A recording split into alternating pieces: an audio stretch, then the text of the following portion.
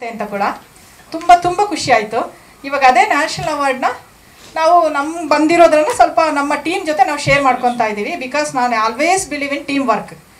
ಒಂದು ಮೂವಿ ಆಗಲಿ ಏನೇ ಕೆಲಸ ಆಗಲಿ ಪ್ರತಿಯೊಬ್ಬ ಸೇರಿದಾಗ್ಲೇ ಅದು ಪರ್ಫೆಕ್ಟಾಗಿ ಬರೋದು. ಆಯಿತು, ನಮ್ಮ ಟೀಮಲ್ಲಂತೂ ಎಲ್ಲರೂ ಅವರು 100% ಕೊಟ್ಟಿದ್ದಾರೆ.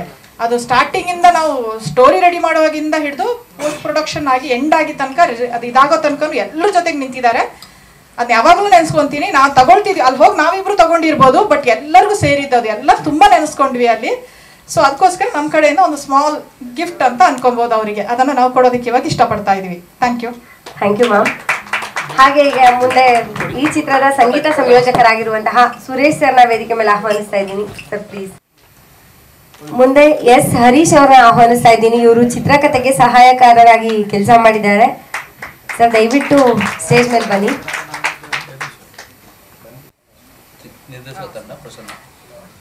ಈ ಚಿತ್ರದ ಡೈರೆಕ್ಷನ್ ಡಿಪಾರ್ಟ್ಮೆಂಟ್ ಅಲ್ಲಿ ಕೆಲಸ ಮಾಡಿರುವಂತಹ ಪ್ರಸನ್ನ ಅವರು ದಯವಿಟ್ಟು ವೇದಿಕೆ ಮೇಲೆ ಬರಬೇಕು.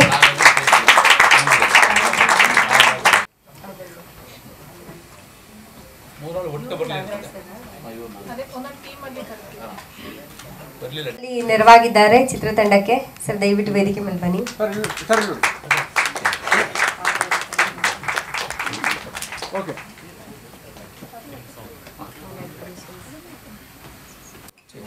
ಮುಂದೆ ಕಲೆ ವಿಭಾಗದಲ್ಲಿ ಕೆಲಸ ಮಾಡಿರುವಂತಹ ಚೇತನ್, ಮುಂದೆ ಈ ಚಿತ್ರದ ಪತ್ರಿಕಾ ಸಂಪರ್ಕಾಧಿಕಾರಿಯಾಗಿ ಕೆಲಸ ಮಾಡಿರುವಂತಹ ಚಂದ್ರಶೇಖರ್ ಸರ್ನ ವೇದಿಕೆ ಮೇಲೆ ಆಹ್ವಾನಿಸ್ತಾ ಇದ್ದೀನಿ. ಜೋರಾದ ಚಪ್ಪಾಳೆ.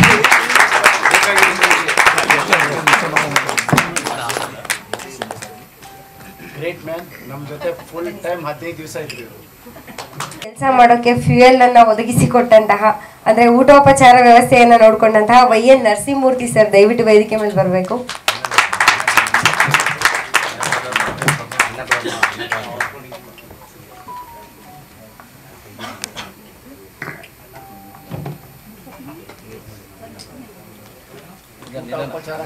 ಸರ್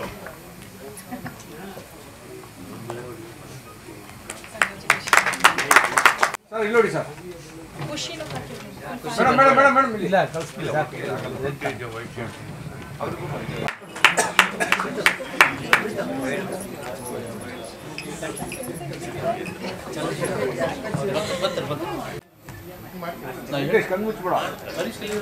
ಮುಂದೆ ಚಂದ್ರಶೇಖರ ಕೊಡಪಾಡಿ ದಯವಿಟ್ಟು ವೇದಿಕೆ ಮೇಲೆ ಬನ್ನಿ. ದಯವಿಟ್ಟು ವೇದಿಕೆ ಮೇಲೆ ಬರಬೇಕು.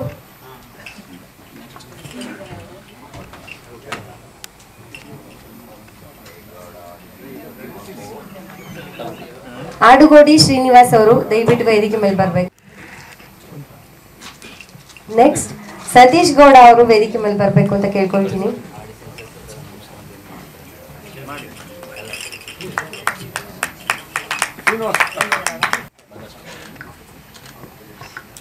ಮುಂದೆ ಬಂಗಾರ್ ಶೆಟ್ಟಿ ಅವ್ರನ್ನ ವೇದಿಕೆ ಮೇಲೆ ಬರಬೇಕು ಅಂತ ಕೇಳ್ಕೊಳ್ತೀನಿ.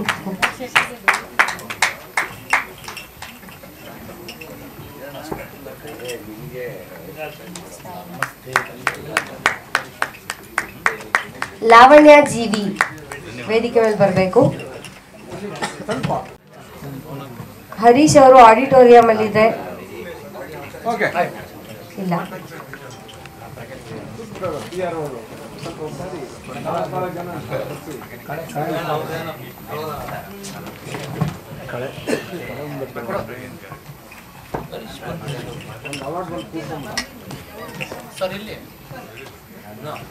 ಸರ್ ಇಲ್ಲಿ ನೋಡಿ.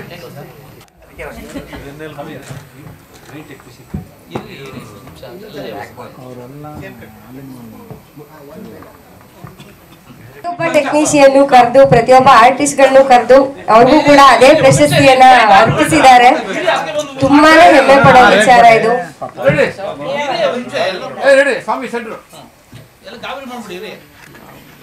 ಚಂದ್ರು ಅವರೇ ಸ್ವಲ್ಪ ಸೈಲೆಂಟ್ ಆಗಿರಿ ಸರ್.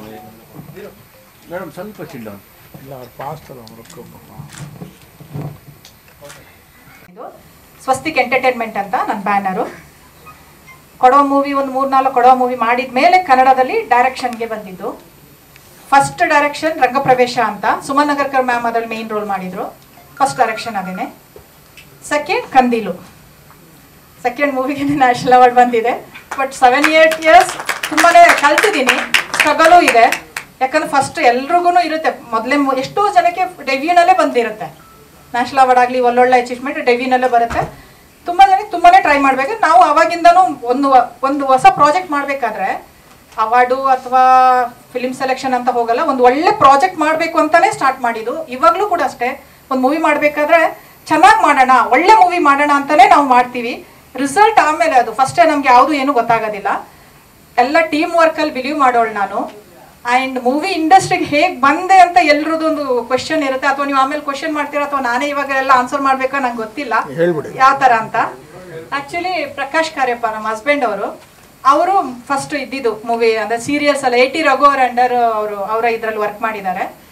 ಸೊ ಅವಾಗ ನಾನು ಅವ್ರ ಜೊತೆ ಶೂಟಿಂಗ್ ಅದು ನೋಡಕ್ಕೆ ಹೋಗ್ತಾ ಇದ್ದೆ ಅಷ್ಟೇ. ಅವರೇ ನನಗೆ ನನ್ನ ಪ್ರೊಡಕ್ಷನ್ಗೂ ಅವರೇನೆ ನನ್ನನ್ನು ಪ್ರೊಡಕ್ಷನ್ ಮಾಡು ಅಂತ ಇದು ಮಾಡಿದ್ದು. ಅವರೇ ನಾನು ಮಾಡಿದ ಮೂವಿಗಳಿಗೆ ಅವ್ರು ಡೈರೆಕ್ಷನ್ ಮಾಡಿದ್ದಾರೆ ಪ್ರೊಡಕ್ಷನಲ್ಲಿ. ಅವ್ರ ಜೊತೆ ನಾನು ಶೂಟಿಂಗ್ ಟೈಮಲ್ಲೆಲ್ಲ ಹೋಗ್ತಿದ್ದೆ, ಏನು ನಡೆಯುತ್ತೆ ಹೇಗೆ ನಡೆಯುತ್ತೆ ಈ ಥರದ್ದೆಲ್ಲ ತಿಳ್ಕೊತಾ ಇದ್ದೆ. ಡೈರೆಕ್ಷನ್ ಬಗ್ಗೆ ಆ ಥರ ಏನು ಐಡಿಯಾ ಇರಲಿಲ್ಲ, ಬರಬೇಕು ಲೈನಿಗೆ ಆ ಥರದ್ದೇನು ಇರಲಿಲ್ಲ. ಅದು ನೋಡ್ತಾ ನೋಡ್ತಾ ಮತ್ತು ಡಿಸ್ಕಸ್ ಮಾಡ್ತಿದ್ವಿ, ತುಂಬ ಡಿಸ್ಕಷನ್ ನಡೀತಾ ಇತ್ತು ಮನೆಯಲ್ಲಿ. ನಾನು ಮೂವಿ ಡೈರೆಕ್ಷನ್ ಇಲ್ಲ ಅಂದ್ರೂ ತುಂಬ ಅವ್ರು ಮಾಡೋ ಡೈರೆಕ್ಷನ್ ಬಗ್ಗೆ, ಅವ್ರ ಸ್ಟೋರಿ ಬಗ್ಗೆ, ಯಾವುದೇ ಮೂವಿ ಇದು ನಾವು ತುಂಬ ಓಪನ್ ಆಗಿ ಡಿಸ್ಕಷನ್ ಮಾಡ್ತೀವಿ. ಒಂದು ವಿಷಯ ಏನಂದರೆ, ನಾನು ಇರೋದು ಮಡಿಕೇರಿ ಆದರೂ ವರ್ಕಿಂಗ್ ಬೆಂಗಳೂರು, ವಿದರ್ಣಪುರ ವರ್ಕ್ ಮಾಡ್ತಾ ಇದ್ದೀನಿ. 20 ಇಯರ್ಸಿಂದ ಒಂದೇ ಕಂಪ್ನಿ, ಅಕೌಂಟ್ಸ್ ಮ್ಯಾನೇಜರು, ಆಡಿಟಿಂಗ್ ಮಾಡ್ತೀನಿ. ನಾವು ಜರ್ನಿ ಇರುತ್ತೆ, 1 ವೀಕ್ ಬೆಂಗಳೂರಲ್ಲಿ ಇರ್ತೀನಿ, ಬಾಕಿ ಕುರ್ಗು. ಹೋಗೋ ಬರುವಾಗೆಲ್ಲ ನಮ್ದು ಏನು 5-6 ಅವರ್ ಜರ್ನಿನಲ್ಲಿ ಮೂವಿ ಬಗ್ಗೆನೇ ಡಿಸ್ಕಷನ್ಸ್ ಇರುತ್ತೆ. ಯಾವ ಮೂವಿ ಹೇಗಾಯಿತು ಏನಾಯಿತು, ಒಳ್ಳೊಳ್ಳೆ ಮೂವಿ ಬಗ್ಗೆ ಡಿಸ್ಕಷನ್ ಇರುತ್ತೆ, ನಮ್ದೇನೋ ಸ್ಟೋರಿ ಇದ್ರೆ ಅದ್ರ ಬಗ್ಗೆ ಡಿಸ್ಕಷನ್ ಇರುತ್ತೆ, ಈ ಥರ ನಡೀತಾ ಇರುತ್ತೆ. ಇವರ ಒಂದು ಸಪೋರ್ಟಿಂದನೇ ನಾನು ಇವತ್ತು ಇಂಡಸ್ಟ್ರಿಗೆ ಬಂದು ಈ ಲೆವೆಲಿಗೆ ನಿಂತಿರೋದು ಕೂಡ. ಆಮೇಲೆ ಪ್ರೊಡಕ್ಷನ್ ಆದಮೇಲೆ ಡೈರೆಕ್ಷನ್ ಕೂಡ ಅಷ್ಟೇ. ನನಗೆ ಡೈರೆಕ್ಷನ್ ಅಂದರೆ ನಂಗೆ ಗೊತ್ತು ಅದು ತುಂಬ ರೆಸ್ಪಾನ್ಸಿಬಿಲಿಟಿ ಜಾಬ್ ಅಂತ, ಹಾಗಾಗಿಬಿಟ್ಟು ಸ್ವಲ್ಪ ಹೆದರಿದ್ದು ಕೂಡ ಇದೆ. ಬಟ್ ರಂಗಪ್ರವೇಶ ಟೈಮಲ್ಲಿ ಅವರು ನಂಗೆ ಹೇಳಿದರು ನೀನು ಮಾಡು ಅಂತ ಹೇಳಿ. ಸೊ ಸರಿ ಅಂತ ಹೇಳಿ ಸ್ಟಾರ್ಟ್ ಏನೋ ಮಾಡಿದೆ. ಬಟ್ ಯಾವಾಗ ಸುಮನ್ ನಗರಕರ್ ಮ್ಯಾಮ್ ಎಲ್ಲ ಇದ್ದಾರೆ ಅಂತ ಅಂದಾಗ, MD ಕೌಶಿಕ್ ಸರ್ ಅವರೆಲ್ಲ ಇದ್ದರು, ಒಂಥರ ಭಯ ಆಗಿದ್ದಂತೂ ನಿಜಾನೇ. ಬಟ್ ಅಲ್ಲಿ ಹೋದ್ಮೇಲೆ ಸುಮನ್ ಮ್ಯಾಮ್ ನಂಗೆ ಹೇಳ್ತಾ ಇದ್ರು, ನಿಂಗೆ ಹೆಂಗೆ ಬೇಕು ಏನು ಬೇಕು ನಂಗೆ ಓಪನ್ ಆಗಿ ಹೇಳು, ನಿಂಗೆ ಏನೇ ಅನ್ಸಿದ್ರು ಹೇಳು, ಏನು ಅನ್ಕೊಬೇಡ, ನಾವು ಸೀನಿಯರ್ ಆರ್ಟಿಸ್ಟ್ ಅಥವಾ ಅದು ಏನು ಅನ್ಕೊಬೇಡ, ನಿಂಗೆ ಏನಿದ್ರು ಓಪನ್ ಆಗಿ ಹೇಳು ಅಂತ. ಅವಾಗ ನನಗೆ ಸ್ವಲ್ಪ ಕಂಫರ್ಟೇಬಲ್ ಫೀಲ್ ಆಯಿತು. ಅವರು ನಾನು ಏನೇ ಹೇಳಿದ್ರು ಕೂಡ ಅದನ್ನು ಈವನ್ ನಿನ್ಗೆ 5 ಸಲ 4 ಸಲ ಸರಿ ಹೋಗಿಲ್ಲ ಅಂದರೆ ಮತ್ತೆ ಹೇಳು ಅಂತ ನಾವು ಮಾಡ್ತೀವಿ ಅಂತಲೇ ಹೇಳೋರು. ಸೊ ಅಲ್ಲಿ ಕಂಫರ್ಟ್ ಒಂದು ಸ್ವಲ್ಪ ಫೀಲ್ ಆಗಿದ್ದು ನನಗೆ ಅವರಿಂದ ಕೂಡ. ಮತ್ತು ಟೀಮ್ ಕೂಡ ತುಂಬ ಒಳ್ಳೆ ಕಂಫರ್ಟ್ ಫೀಲ್ ಕೊಟ್ಟಿತ್ತು ನನಗೆ. ಮೂವಿ ಮುಗಿದಾಗ ಅವರು ನಂಗೆ ಒಂದು ಮಾತು ಹೇಳಿದರು, ಇದೇ ನಿಲ್ಲಿಸ್ಬಿಡ್ಬೇಡ, ಇದು ಫಸ್ಟ್ ನಿಜಾನೇ ನಿಂದು, ಬಟ್ ಇದ್ರಲ್ಲಿ ನಿಲ್ಲಿಸ್ಬೇಡ ನೀನು, ನಿಂಗೆ ತುಂಬ ಇಂಟ್ರೆಸ್ಟ್ ಇದ್ದಂಗೆ ಒಂಥರ ಕ್ರಿಯೇಟಿವಿಟಿ ಇದೆ ನಿನ್ನಲ್ಲಿ, ಮುಂದೆ ಮಾಡ್ಕೊಂಡು ಹೋಗು, ನಿಲ್ಲಿಸ್ಬೇಡ ಅಂತ ಒಂದು ಮಾತು ಹೇಳಿದರು ಲಾಸ್ಟ್ ಎಂಡಲ್ಲಿ ಅವರು. ಈಗ ಅದು ನೆನೆಸ್ಕೊಂತೀನಿ ನಾನು, ಅವ್ರ ಮಾತು ನನಗೆ ಒಂಥರ ಮೋಟಿವೇಶನ್ ಥರ ಅನಿಸಿದ್ದು ನಿಜನೇ. ಇಲ್ಲ ನಾನು ನಿಲ್ಲಿಸ್ಬಾರ್ದು, ಮುಂದೆ ಮಾಡಬೇಕು ಅಂತ ಕೂಡ. ಬಿಕಾಸ್ ಬ್ಯುಸಿ ಲೈಫ್ ಇದೆ ನಂದು, ಮನೆ ಮಕ್ಕಳು ಆಫೀಸು, ಇದ್ರ ಮಧ್ಯ ಮೂವಿ ಅಂದಾಗ ನಾಟ್ ಈಸಿ ಇಲ್ಲ, ತುಂಬ ಟೈಮ್ ತುಂಬ ಬೇಕಾಗುತ್ತೆ, ಜರ್ನಿಗಳು ತುಂಬಾ ಇದೆ. ಇದು ನನ್ನ ಮೂವಿ ಜರ್ನಿ ಆದರೆ. ಇನ್ನು ಇವಾಗ ಕಂದೀಲು ವಿಷಯಕ್ಕೆ ಬಂದರೆ, ಕಂದೀಲು ನಿಜವಾಗ್ಲೂ ತುಂಬ ಖುಷಿಯ ಒಂದು ವಿಚಾರ. ಅದು ಕಂದೀಲು ಕತೆ ಸೆಲೆಕ್ಷನ್ ಆಗಿದ್ದು ನಮ್ಮ ನಾಗೇಶ್ ಸರ್ ನನಗೆ ರಂಗಪ್ರವೇಶ ಸೆಟ್ಟಲ್ಲಿ ಮೀಟ್ ಆಗಿದ್ದು ನಾವು. ಅವ್ರದ್ದು ಅನಾಮಿಕಾ ಅಂತ ಕಥಾ ಸಂಕಲನದಲ್ಲಿ ಹೆಣ ಅಂತ ಒಂದು ಕತೆ ಇತ್ತು, ಅದು ನೋಡಿ ಇಷ್ಟ ಆಯಿತು. ಆ್ಯಕ್ಚುಲಿ ಅವ್ರ ಪಾಪ ಅದನ್ನು ಅವರು ಇದು ಮಾಡಬೇಕು ಅಂತಲೇ ಇಟ್ಕೊಂಡಿದ್ದು, ತುಂಬ ವರ್ಷದಿಂದ ಅವರು ಟ್ರೈ ಮಾಡ್ತಾಯಿದ್ರು. ಮತ್ತು ನಾನು ಕೇಳಿದಾಗ ಅವರು ಓಕೆ ಮಾಡೋಣ ಮಾಡಿ ಅಂತ ಕೊಟ್ಟರು ಕೂಡ. ಆವಾಗಿಂದ ಸ್ಟಾರ್ಟ್ ಆಯಿತು ನಮ್ಮ ಆ್ಯಕ್ಚುಲಿ ಜರ್ನಿ. ಅದರಲ್ಲಿ ಕಂದೀಲು ಮೂವಿಗೆ ನೀವು ನಿಯರ್ ಬೈ 1 ಇಯರ್ ತೊಗೊಂಡಿದ್ದೀವಿ ನಾವು ಸ್ಕ್ರಿಪ್ಟ್ ರೆಡಿ ಮಾಡೋಕ್ಕೆ. ಒಂದೇನಾಗುತ್ತೆ ಅಂದರೆ ಅವ್ರದ್ದು ಕತೆ ಇತ್ತು, ಅದರಲ್ಲಿ ಒಂದು 50% ನಾವು ಅದನ್ನು ಹಾಗೆ ತೊಗೊಂಡು ಇನ್ನೊಂದು 50% ಫುಲ್ ಚೇಂಜ್ ಮಾಡಿ ನಾವು ಮೂವಿಗೆ ಹೆಂಗೆ ಬೇಕು ಮೂವಿದು ಇದನ್ನು ಮಾಡ್ಕೊಂಡಿದ್ವಿ. 1 ವರ್ಷ ಕೂಡ ನಾನು, ಪ್ರಕಾಶು, ಸ್ವಾಮಿ, ನಾಗೇಶ್ ಸರು 1 ವರ್ಷ ಅದ್ರ ಬಗ್ಗೆ ಡಿಸ್ಕಷನ್ ಮಾಡಿದ್ದೀವಿ. ಹಂಗೆ ಅನ್ಕೊಂಡು ನಾನು ಅವಾಗ ಅನ್ಕೊಂಡು ಒಂದು ಮೂವಿಗೆ ಎಷ್ಟೊಂದು ಇದಾಗುತ್ತಲ್ವಾ ಅಂತ. ಒಂದು ಕರೆಕ್ಟಾಗಿ ಮೂವಿ ಬರಬೇಕು, ಒಂದು ಲೆವೆಲ್ಗೆ ರೀಚ್ ಆಗಬೇಕು ಅಂದರೆ ಅರ್ಜೆಂಟ್ ಅಥವಾ ಏನೋ ಒಂದು ಹೇಗೋ ಒಂದು ಅಂತ ಮಾಡ್ಲಿಕ್ಕೆ ಆಗೋದೇ ಇಲ್ಲ.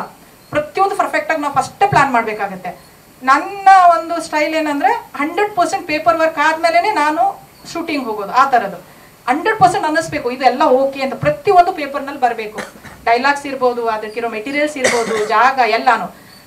ನನಗೆ ಆ ವಿಷಯದಲ್ಲಿ ನನಗೆ ತುಂಬ ಏನಂದರೆ ನಾಗೇಶ್ ಸರ್, ಸ್ವಾಮಿ ಸರ್, ಅದು ಜಾಗ ಹುಡುಕೋದು, ಏರಿಯಾ ಯಾವ ಜಾಗದಲ್ಲಿ ಶೂಟ್ ಆಗಬೇಕು ಅನ್ನೋದಿರಲಿ, ಆರ್ಟಿಸ್ಟ್ ವಿಷಯದಲ್ಲಿರಲಿ, ಎಲ್ಲದರಲ್ಲೂ ತುಂಬ ಕೋಆಪರೇಟ್ ಮಾಡಿ. ನನ್ನ ಟೀಮ್, ನಾನು ನಿಜವಾಗ್ಲೂ ಹೇಳ್ತೀನಿ, ಇವತ್ತಿಲ್ಲಿ ಬಂದು ನ್ಯಾಷನಲ್ ಅವಾರ್ಡ್ ತಗೊಂಡು ನಿಮ್ಮ ಮುಂದೆ ಇವತ್ತೆಲ್ಲ ಹಿಂಗೆ ಪ್ರೆಸ್ ಮೀಟ್ ಕರೆದು ಕೂತಿದ್ದೀನಿ ಅಂದರೆ ಪೂರ್ತಿ ಟೀಮ್ ವರ್ಕ್ ಇದೆ ಇದರಲ್ಲಿ.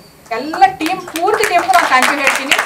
ಶೂಟಿಂಗ್ ಸ್ಪಾಟಲ್ಲಿ ಇರ್ಬೋದು, ಊರು ಕೂಡ ಕೂಡ ಸ್ವಾಮಿ ಅವ್ರದ್ದು ಊರಲ್ಲಿ ನಾವು ಶೂಟ್ ಮಾಡಿದ್ವಿ. ಅಲ್ಲೂ ಕೂಡ ಊರಿನವ್ರು ಕೂಡ, ನಾನು ನಿಜವಾಗ್ಲೂ ಗೋಗರದೊಡ್ಡಿ ಊರಿನವರಿಗೆ ಪಟ್ಟಣಗಮ್ಮ ಟೆಂಪಲ್ ಇಲ್ಲಿಂದನೇ ಅವರಿಗೆ ಧನ್ಯವಾದ ಹೇಳ್ತೀನಿ.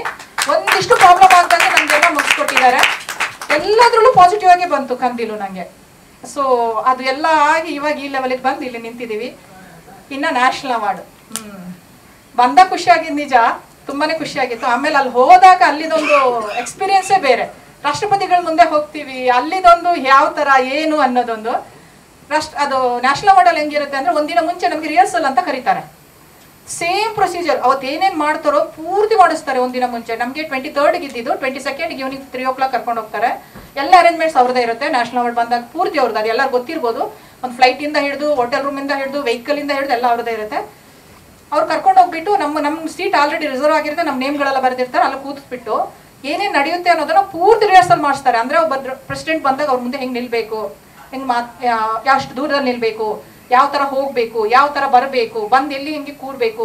ಸ್ಟ್ರೈಟಾಗಿ ಹಿಂಗೆ ಕೂತಿದ್ದೀವಿ ಅಂದರೆ ಹಿಂಗೆ ಬಂದು ಕೂರಂಗಿರಲ್ಲ, ಒಂದು ರೌಂಡ್ ಹೊಡ್ಕೊಂಬಂದು ಕೂರಿ ಯಾರು ಮುಂದೆನೂ ದಾಟಂಗಿಲ್ಲ ಅನ್ನೋ ಥರ ತುಂಬ ಅವ್ರದ್ದು ಒಂದು ಸಿಸ್ಟಮೆಟಿಕ್ ಇದೆ. ತುಂಬ ಚೆನ್ನಾಗಿದೆ ಮಾತ್ರ. ಅದು ಫಸ್ಟ್ ಒಂದು ದಿನ ರಿಹರ್ಸಲ್ ಎಲ್ಲ ನಮಗೆ ಮಾಡಿಸ್ತಾರೆ ಅಲ್ಲಿ. ಆಮೇಲೆ ಸೇಮ್ ಟೈಮ್ ರಿಹರ್ಸಲ್ 3-4 hours ಮಾಡ್ತಾರೆ. ಸುಮ್ಮನೆ ರಿಹರ್ಸಲ್ ಅಂದ್ಬಿಟ್ಟು ಒಬ್ಬರನ್ನ ಕರೆದು ಹೇಳಲ್ಲ. ಪ್ರತಿಯೊಬ್ಬರು ನಮ್ಮನ್ನು ಕೂಡ ಇವ್ರನ್ನು ಕೂಡ ಎಲ್ಲರೂ ಅಲ್ಲಿದ್ದ 40 ಜನ ಏನು ಅವಾರ್ಡಿಸ್ ಇದ್ರು ಪ್ರತಿಯೊಬ್ಬರು ಬರಲೇಬೇಕು. ರೌಂಡ್ ಬಂದು ಅದೇನಿದು ಪ್ರೊಸೀಜರು, ದ್ರೌಪದಿ ಮುರ್ಮು ಬದಲು ಬೇರೆಯವ್ರು ನಿಂತಿರ್ತಾರೆ, ಅವ್ರ ಹತ್ರ ಈಸ್ಕೊಬೇಕು, ಮತ್ತೆ ಅಲ್ಲೇ ಇದು ಮಾಡಬೇಕು, ಮತ್ತೆ ರೌಂಡ್ ಈ ಥರ ನೀಟಾಗಿ ಎಲ್ಲ ಅರೇಂಜ್ ಮಾಡಿದ್ರು. ಹೊಸ ಎಕ್ಸ್ಪೀರಿಯೆನ್ಸು, ತುಂಬ ಖುಷಿ ಆಯಿತು. ಅಲ್ಲಿ ತನಕ ತಲುಪಿದಿಲ್ವಿ ಅನ್ನೋ ಖುಷಿ ತುಂಬಾ ಇದೆ. ಒಂಥರ ಎಕ್ಸೈಟ್ಮೆಂಟು ಎಲ್ಲ. ನ್ಯಾಷನಲ್ ಅವಾರ್ಡ್ ತಗೊಂಡಿದ್ದ ಮೂಮೆಂಟ್ ತುಂಬ ಚೆನ್ನಾಗಿತ್ತು. ಆ್ಯಂಡ್ ಇವಾಗಲೂ ಕೂಡ ಅಷ್ಟೇ, ನನ್ನ ಟೀಮೆಲ್ಲ ಬಂದಿದೆ, ಅವ್ರನ್ನೆಲ್ಲ ಜೊತೆ ನನಗೆ ಶೇರ್ ಮಾಡ್ಕೊತಾ ಇದ್ದೀನಲ್ಲ, ಅದು ಇನ್ನೂ ತುಂಬ ಖುಷಿ ಇದೆ. Thank you sir. Prakash sir please. ಪತ್ರಕರ್ತ ಮಿತ್ರರಿಗೂ, ಮೀಡಿಯಾ ಮಿತ್ರರಿಗೂ, ಹಾಗೂ ನನ್ನ ಕಲಾಕಾರ ಬಂಧುಗಳಿಗೂ, ಹಾಗೂ ಇಲ್ಲಿ ಬಂದಂಥ ಗೆಸ್ಟ್ಗಳಿಗೂ ಎಲ್ರಿಗೂ ನನ್ನ ಹೃದಯಪೂರ್ವಕ ನಮಸ್ಕಾರ. ನ್ಯಾಷನಲ್ ಅವಾರ್ಡ್ ವಿಷಯದಲ್ಲಿ ಇವತ್ತು ಮುಂದೆ ಕೂತಿದ್ದೀವಿ. ನೀವೇನು ಪ್ರಶ್ನೆ ಕೇಳ್ತೀರಾ ಅನ್ನುವಂಥದ್ದೇ ಒಂದು ಭಯ ದೊಡ್ಡದಾಗಿದೆ. ನಾವಿಬ್ಬರು 2016 ಸಿನಿಮಾ ರಂಗಕ್ಕೆ ಬಂದ್ವಿ. ನಾನು ಅದಕ್ಕಿಂತ ಮೊದಲು ನಾನು ಇಂಟರ್ನ್ಯಾಷನಲ್ ಫಿಲ್ಮ್ ಫೆಸ್ಟಿವಲ್ ತುಂಬ ಅಟೆಂಡ್ ಮಾಡ್ತಾಯಿದ್ದೆ. ನನ್ನ ಟೇಸ್ಟ್ ಬಂದು ಫೆಸ್ಟಿವಲ್ ಸಿನಿಮಾ ಮಾಡೋ ಟೇಸ್ಟ್ ನಂದು. ನಾನು ಡೈರೆಕ್ಟರ್ ಆದಾಗ ಇವ್ರು ಪ್ರೊಡ್ಯೂಸರ್ ಆಗ್ತಾರೆ, ಇವ್ರು ಪ್ರೊಡ್ಯೂಸರ್ ಆದಾಗ ನಾನು ಡೈರೆಕ್ಟರ್ ಆಗ್ತೀನಿ. ಕತೆಗಳು ಇಬ್ಬರು ಸೇರಿ ಚರ್ಚೆ ಮಾಡ್ತೀವಿ. ಇವ್ರು ಮಾತಾಡಿದ್ದಾರೆ. ನಮಗೆ ಒಂದು 5 hours ಮಡಿಕೇರಿಯಿಂದ ಬೆಂಗಳೂರಿಂದ ಮಡಿಕೇರಿಗೆ ಹೋದಾಗ ನಮ್ಗೆ ಏನಾದರೂ ಒಂದು ಥರ್ಡ್ ತಗೊಂಡೆ ಅಂದರೆ ಅದ್ರ ಬಗ್ಗೆ ಡಿಸ್ಕಸ್ ಮಾಡ್ಕೊಂಡು ಹೋಗ್ತೀವಿ. ಎಲ್ಲೋ ಒಂದು ಕಡೆ ಕಚ್ಕೊಳ್ತದೆ, ಪುನಃ ಮರೆ ಆಗುತ್ತೆ, ಪುನಃ ಬರುತ್ತೆ, ಏನೋ ಒಂದು ಶುರು ಮಾಡ್ಕೊಳ್ತೀವಿ. ನಾವು ಇದ್ರವರೆಗೆ ಇಬ್ಬರು ಸೇರಿಕೊಂಡು ಒಂದು 18 ಸಿನಿಮಾ ಮಾಡಿದ್ದೀವಿ, ಒಂದು ಡಾಕ್ಯುಮೆಂಟ್ರಿ ಮಾಡಿದ್ದೀವಿ. ನನ್ನ ಎಲ್ಲ ಬಹುತೇಕ ಸಿನಿಮಾಗಳು ಇಂಟರ್ನ್ಯಾಷನಲ್ ಫೆಸ್ಟಿವಲಲ್ಲಿ ಸೆಲೆಕ್ಷನ್ ಆದಂಥ ಸಿನಿಮಾಗಳು. ಇಲ್ಲಿ ನನ್ನನ್ನು ಇಂಟರ್ನ್ಯಾಷನಲ್ ಫೆಸ್ಟಿವಲ್ ಡೈರೆಕ್ಟರ್ ಅಂತಲೇ ಕರೀತಾರೆ ಸುಮಾರಿಗೆ ಬೆಂಗಳೂರಲ್ಲಿ. ನಾನು ಆರ್ಟ್ ಮೂವಿ ಮಾಡ್ತೀನಿ. ನಾನು ಆರ್ಟ್ ಮೂವಿ ಮೇಲೆ ತುಂಬ ಜಾಸ್ತಿ ನಂಬಿಕೆ ಇಡ್ತೀನಿ. ನಾನು ಎಕ್ಸ್-ಸರ್ವಿಸ್ ಮ್ಯಾನ್, ಆರ್ಮಿ ರಿಟೈರ್ಡ್ ಆಗಿ 2000 ಬಂದ ಮೇಲೆ ನಾನು ಇದೊಂದು ಪ್ಯಾಷನೆಟ್ ಆಗಿ ನಮ್ಮ ಕೊಡಗು ಜನಾಂಗಕ್ಕೆ, ಕೊಡವರಿಗೆ ಅಂದರೆ ನಮ್ಮಲ್ಲಿ ಆಗೋದೇ ತುಂಬ ಕಮ್ಮಿ ಸಿನಿಮಾಗಳು. ನಾನು ಪ್ಯಾಷನೆಟ್ ಆಗಿ ನನ್ನ ಕೊಡವ ಭಾಷೆಯ ಸಿನಿಮಾಗಳನ್ನು ನಾನು ಮಾಡೋಕ್ಕೆ ತೊಡಗಿದ್ದೆ. 6 ಸಿನಿಮಾ ಮಾಡಿದ್ದೀನಿ. 53 ವರ್ಷದ ಹಿಸ್ಟ್ರಿಯಲ್ಲಿ, ಕೊಡವ ಇಂಡಸ್ಟ್ರಿಯ ಹಿಸ್ಟ್ರಿಯಲ್ಲಿ 31 ಸಿನಿಮಾ ಆಗಿದೆ. ಅದರಲ್ಲಿ ನಾವು ಇಬ್ಬರು ಸೇರಿಕೊಂಡು 6 ಸಿನಿಮಾ, ಒಂದು ಡಾಕ್ಯುಮೆಂಟ್ರಿ ಮಾಡಿದ್ದೀವಿ ನಾವು. ಈ ಸಿನಿಮಾ ಕತೆ ಏನೋ ತುಂಬ ನಮಗೆ ಖುಷಿಯಾಯಿತು. ಕಾರಣ ಏನಂದರೆ, ನನ್ನ ಎಲ್ಲ ಸಿನಿಮಾಗಳಲ್ಲಿ ಫಸ್ಟಿಗೆ ಹೆಣ ಬೀಳುತ್ತೆ, ಆಮೇಲೆ ಶುರು ಆಗುತ್ತೆ ಕತೆ. ಅದೇ ಥರ ಇವರು ಕತೆ ಹೆಣ ಅಂತ ಹೇಳಿದಾಗ ನಾನು ಟಕ್ಕಂತ ಕಚ್ಕಂತ ತಗೊಂಡೆ. ಯಾಕಂದರೆ ನಾನು ಇದೆಯಪ್ಪ, ಕತೆ ಶುರು ಆಗೋದೇ ಒಬ್ಬ ಸತ್ತ ಮೇಲೆ. ಇಲ್ಲದಿದ್ದರೆ ಫುಲ್ಲು ಎಳೆದು ಲಾಸ್ಟಿಗೆ ಸಾಯ್ತಾನೆ ಅಂದರೆ ಸರಿಯಾಗಲ್ಲ. ಫಸ್ಟಿಗೆ ಹೆಣ ಬೀಳಬೇಕು, ಆಮೇಲೆ ಕತೆ ಹೋಗಬೇಕು ಅಂತೇಳಿ ಆ ಥರ ಕತೆ ತಗೊಂಡು ಅದನ್ನು ತುಂಬ ನಾವು ಚೇಂಜ್ ಮಾಡಿದ್ವಿ. ಬೇರೆಯವ್ರ ಹತ್ರ ಇತ್ತದು, ಪಾಪ ಅವ್ರು ಇಸ್ಕೊಂಡು ಹೋಗಿದ್ರು ಬೇರೆಯವರೊಬ್ಬರು. ನಾನು ಜಬರ್ದಸ್ತಿ ಮಾಡ್ಕೊಂಡು ಇಸ್ಕೊಂಡೆ. ಕತೆ ನಿಜವಾಗ್ಲೂ ತುಂಬ ಅದು ನಾವು ಚೇಂಜ್ ಮಾಡಿರ್ಬೋದು. ಅದರಲ್ಲೂ ಅವರು ಹೆಣ ಅಂದರೆ ವ್ಯವಸ್ಥೆಯ ಬಗ್ಗೆ ಅವ್ರು ಬರೆದಿದ್ರು. ವ್ಯವಸ್ಥೆ, ಈಗಿನ ಸಮಾಜದ ವ್ಯವಸ್ಥೆಯ ಬಗ್ಗೆ ಬರೆದಿದ್ರು. ನಾವು ಇದನ್ನ ವ್ಯವಸ್ಥೆ ಜೊತೆ ಬೇರೆ ಇನ್ನೆರಡು ಟ್ರ್ಯಾಕ್ ಹಾಕಿದಾಗ 3 ಟ್ರ್ಯಾಕಲ್ಲಿ ಸಿನಿಮಾ ಹೋಯಿತು. ಆಮೇಲೆ ಶುರುವಾಯ್ತು ನನಗೆ ಆರ್ಟಿಸ್ಟ್ಗಳು ನಮಗೆ ಹೇಗೆ ಅಂದರೆ, ಈ ಸೀಬಂದ ಪಾತ್ರ ಇದ್ದಾರಲ್ಲ, ಅದೊಬ್ಬ ಗಂಜಾ ಕುಡಿದು ಹ್ಯಾಂಗ್ ಓವರ್ ಇದ್ದ ಥರ ಫೇಸ್ ಬೇಕಾಗಿತ್ತು. ಅಂದರೆ ನಟನೆ ಆ ಥರ ಮಾಡೋರು. ನಾವು ಎಲ್ಲ ನೋಡಿದಾಗ ತುಂಬ ಜನ ರಿಜೆಕ್ಟ್ ಆಗಿ ಕಾಂತಾರದಲ್ಲಿ ಅವರು ಒಂದು ಮಾಡಿರ್ತಾರೆ ಕ್ಯಾರೆಕ್ಟರ್, ಆ ಕ್ಯಾರೆಕ್ಟರ್ ಮೇಲೆ ತಲೆಯಲ್ಲಿ ಇಟ್ಕೊಂಡು ನಾವು ಮಾಡಿದ್ದೀವಿ.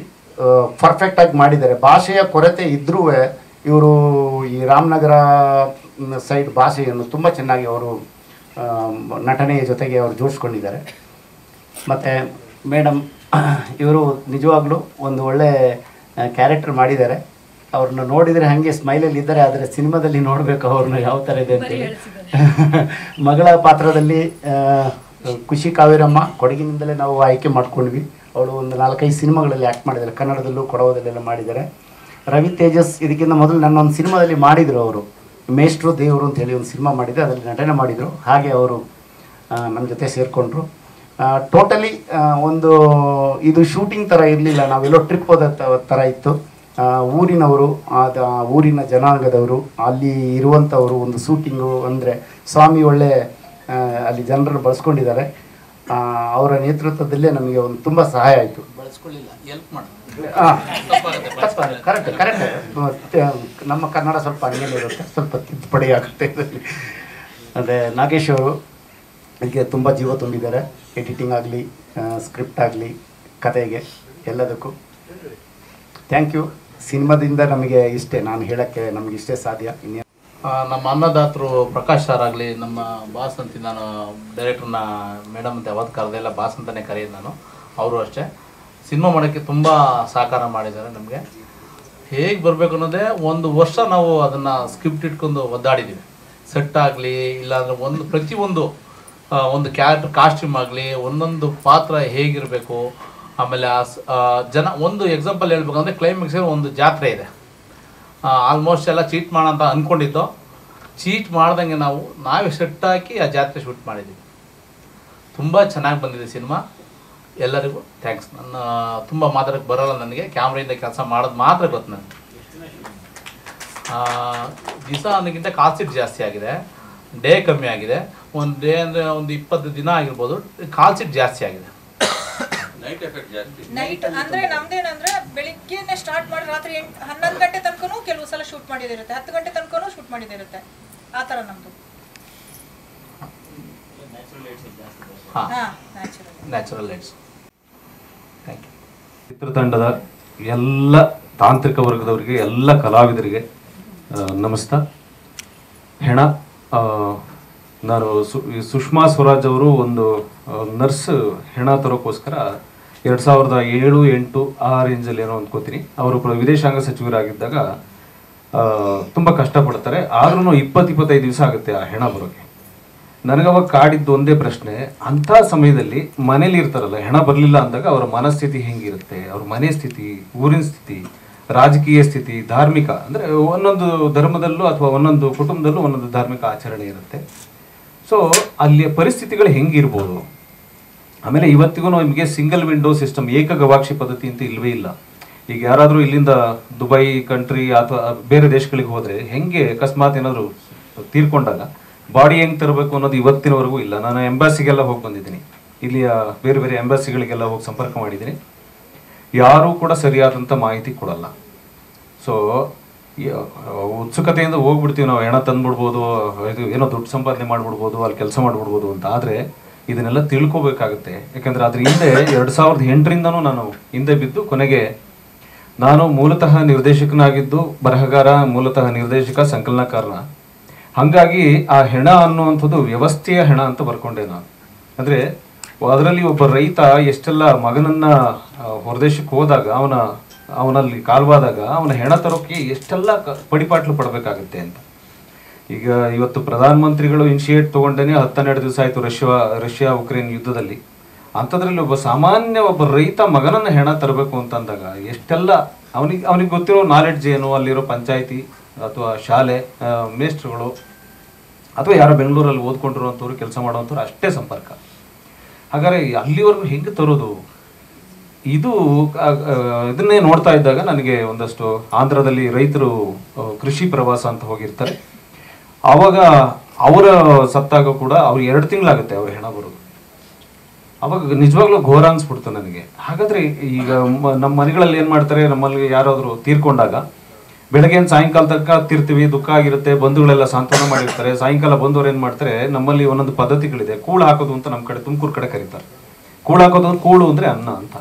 ಆ ಸಾಯಂಕಾಲ ನಮ್ಮನ್ನ ಶಾಸ್ತ್ರದ ಮೂಲಕ ಎಷ್ಟು ಚೆನ್ನಾಗಿ, ನಮ್ಮಲ್ಲಿ ಶಾಸ್ತ್ರಗಳನ್ನು ಎಷ್ಟು ಚೆನ್ನಾಗಿ ಇಟ್ಟಿದ್ದಾರೆ ಅಂದರೆ, ಕೂಳು ಹಾಕೋ ಶಾಸ್ತ್ರ ಅಂತ ಮಾಡೋ ಮೂಲಕ ಅನ್ನ ಪ್ರಾಶನ ಮಾಡಿಸ್ಬಿಡ್ತಾರೆ, ಅನ್ನ ತಿನ್ನಿಸ್ಬಿಡ್ತಾರೆ. ಅಲ್ಲಿಗೆ ಅದೊಂದು ಯಾಕೆಂದರೆ ಜೀವನ ಅನ್ನುವಂಥದ್ದು ಮಸ್ಟ್ ಗೋಯಿಂಗ್ ಆನ್, ನದಿಯ ಹಾಗೆ ಹರಿತಾ ಇರಬೇಕದು. ಹಾಗಾಗಿ ಅದ್ರ ಮೂಲಕ ಮಾರನೇ ದಿವಸಕ್ಕೆ ನಮ್ಮನ್ನು ಕೊಂಡೊಯ್ಬಿಡ್ತಾರೆ ಅವರು. ಆದರೆ ಹೆಣವೇ ಬರಲಿಲ್ಲ ಅಂದಾಗ ಏನಾಗ್ಬೋದು, ಆ ಚರ್ಚೆ ಮಾಡ್ತಾ ಇದ್ದಾಗ ಕೊನೆಗೆ ಉಟ್ಕೊಂಡಿದ್ದು ಹೆಣ ಅನ್ನೋ ಕತೆ. ಅದರಲ್ಲಿ ನನ್ನ ಅನಾಮಿಕಾ ಮತ್ತು ಇತರ ಕಥೆಗಳು ಅಂತೇಳಿ ಒಂದು ಕಥಾ ಸಂಕಲನ ಬಿಡುಗಡೆ ಆಗುತ್ತೆ. ಅದರಲ್ಲಿ ಹೆಣನೂ ಕೂಡ ಒಂದು ಕತೆ. ಸರ್ 2019ರಲ್ಲಿ ಅಚ್ಚಾಗಿರುತ್ತೆ ಇದು ಕಥಾ ಸಂಕಲನ. ಅದರಲ್ಲಿ ಸುಮಾರು 4 ಸಿನಿಮಾಗಳು ಅದರಲ್ಲಿ ಬಿಡುಗಡೆ ಆಗುತ್ತೆ. ಇದು ಸಿನಿಮಾ ಆಗುತ್ತೆ ಕಥೆಗಳು. ಅದರಲ್ಲಿ ನಾನೇ ಒಂದು ಗೋಪಾಲ್ ಗಾಂಧಿ ಅಂತ ಒಂದು ಸಿನಿಮಾ ಮಾಡ್ಕೊಂಡಿದ್ದೆ, ಅದಕ್ಕೆ ರಾಜ್ಯ ಪ್ರಶಸ್ತಿ ಕೂಡ ಬಂದಿದೆ. ಅದಾದಮೇಲೆ ಬೈಲ್ಕೋಲ್ ಅಂತ ಇನ್ನೊಂದು ಸಿನಿಮಾ ಆಗಿತ್ತು. ಸೊ PVR ಸ್ವಾಮಿ ನಾನು ಸುಮಾರು 23-24 ವರ್ಷದ ಗೆಳೆಯರು. ಹಾಗಾಗಿ ಅವರು ರಂಗಪ್ರವೇಶ ಅಂತ ಇವರು ಸಿನಿಮಾ ಮಾಡ್ತಿರ್ಬೇಕಾದ್ರೆ ನನ್ನನ್ನು ಪರಿಚಯ ಮಾಡಿಕೊಟ್ರು. ಹೆಣ ಹೇಳಿದ ಕೂಡಲೇ ಆಗಲೇ ಹೇಳ್ತಾ ಇದ್ರು, ಸರ್ ಹೆಣ ಬೀಳಬೇಕು ನಮ್ಮ ಇದರಲ್ಲಿ ಅಂತ. ಹೆಣ ಅನ್ನುವಂಥದ್ದು ಅಂದರೆ ಯಾವಾಗಲೂ ನಾನು ನಂಬ್ಕೊಂಡಿರುವಂಥದ್ದು ಅಥವಾ ಜಗತ್ತು ನಂಬ್ಕೊಂಡಿರೋದು ಕಷ್ಟಕ್ಕೆ ಕಥೆಗಳು, ಸುಖಕ್ಕೆ ಕಥೆಗಳಿಲ್ಲ ಅಂತ. ಈಗ ಯಾರೋ ಚೆನ್ನಾಗಿದ್ರಂತೆ, ಸುಖವಾಗಿದ್ರಂತೆ ಅಂದ್ಬಿಟ್ರೆ ಮುಗಿದೋಯ್ತು ಕತೆ. ಸುಖವಾಗಿದ್ರಂತೆ ಇದ್ದಕ್ಕಿದ್ದಂಗೆ ಸಿಡ್ಲು ಬಿಟ್ಟು ಸತ್ತೋಗ್ಬಿಟ್ಟಂತೆ ಅಥವಾ ಏನೋ ಆಗ್ಬಿಡ್ತಂತೆ ಅಂದರೆ ಅಲ್ಲಿಂದ ಕತೆ ಹುಟ್ಕೊಡುತ್ತೆ.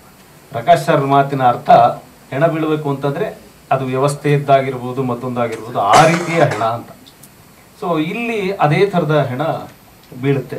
ಸೊ ಅದನ್ನ ಹಿನ್ನೆಲೆ ಹುಡುಕೊಂಡು ಹೋಗ್ಬೇಕು ಅಂತ ಹೇಳಿ ತುಂಬ ಇಷ್ಟಪಟ್ಟರು. ಖಂಡಿತ ಸರ್, ಅಲ್ಲ ಕಷ್ಟಕ್ಕೆ ಕತೆ ಅಂತ, ಸುಖಕ್ಕೆ ಕತೆನೇ ಇಲ್ಲ ಅಂತ. ಅದು ಗೊತ್ತಿಲ್ಲ.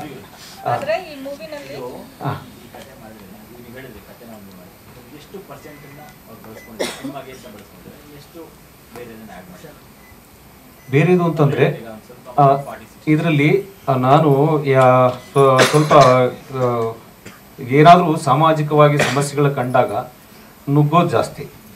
ಆದರೆ ಮೇಡಮ್ಗೆ ಒಂದು ಬೇಸಿಕ್ ಇನ್ಸ್ಟಿಂಕ್ಟ್ ಒಳಗಡೆ ಇದೆ, ರೇ ಆಫ್ ಹೋಪ್ ಅಂತ. ಅಂದರೆ ಯಾವಾಗಲೂ ಕೆಟ್ಟದ್ರ ಒಳಗಡೆ ಕೆಟ್ಟದ್ದಿದೆ ನಮ್ಮಲ್ಲಿ ಅಂತಂದರೆ ಏನು ಪಾಸಿಟಿವ್ ಇದೆ ಅಂತ ಹುಡುಕ್ತಾರೆ. ಆ್ಯಕ್ಚುಲಿ ಇವ್ರು ಇರೋ ಕಡೆಗೆ ನಾನು ಕಂಡ್ಕೊಂಡಿರೋದು ಅಂದರೆ ಮಾಧ್ಯಮ ಇದೆ ಅನ್ನೋ ಕಾರಣಕ್ಕೆ ಹೇಳ್ತಾ ಇಲ್ಲ. ಅವರು ಇಲ್ಲೇನೋ ಈಗ ನಾವು ಒಂದು ಲೋಟದಲ್ಲಿ ಅರ್ಧ ಲೋಟ ಅಷ್ಟೇ ನೀರಿದೆ ಅಂತಂದರೆ ಇಲ್ಲ ಇಲ್ಲ ಇಲ್ಲ ಇಲ್ಲ ಇಲ್ಲ ಇದು ಅರ್ಧ ಲೋಟ ಅಷ್ಟೇ ಇದೆ ರೀ ಅಂತ ಬೇಜಾರು ಮಾಡ್ಕೊಳ್ಳಿ, ಇನ್ನೂ ಅರ್ಧ ಲೋಟ ಇದೆ ಅನ್ನುವಂಥ ಮನಸ್ಥಿತಿಯವರು ಗಂಡ ಹೆಂಡತಿ. ಇವ್ರು ಇರೋ ಕಡೆ 100% ಪಾಸಿಟಿವ್ ಎನರ್ಜಿ 100% ಇರುತ್ತೆ. ಸೊ ಇದರಲ್ಲಿ ಅವರು ರೇ ಆಫ್ ದ ಹೋಪ್ ಬೇಕೇ ಬೇಕು ಅಂತ ಹಠ ಹಿಡಿದ್ರು.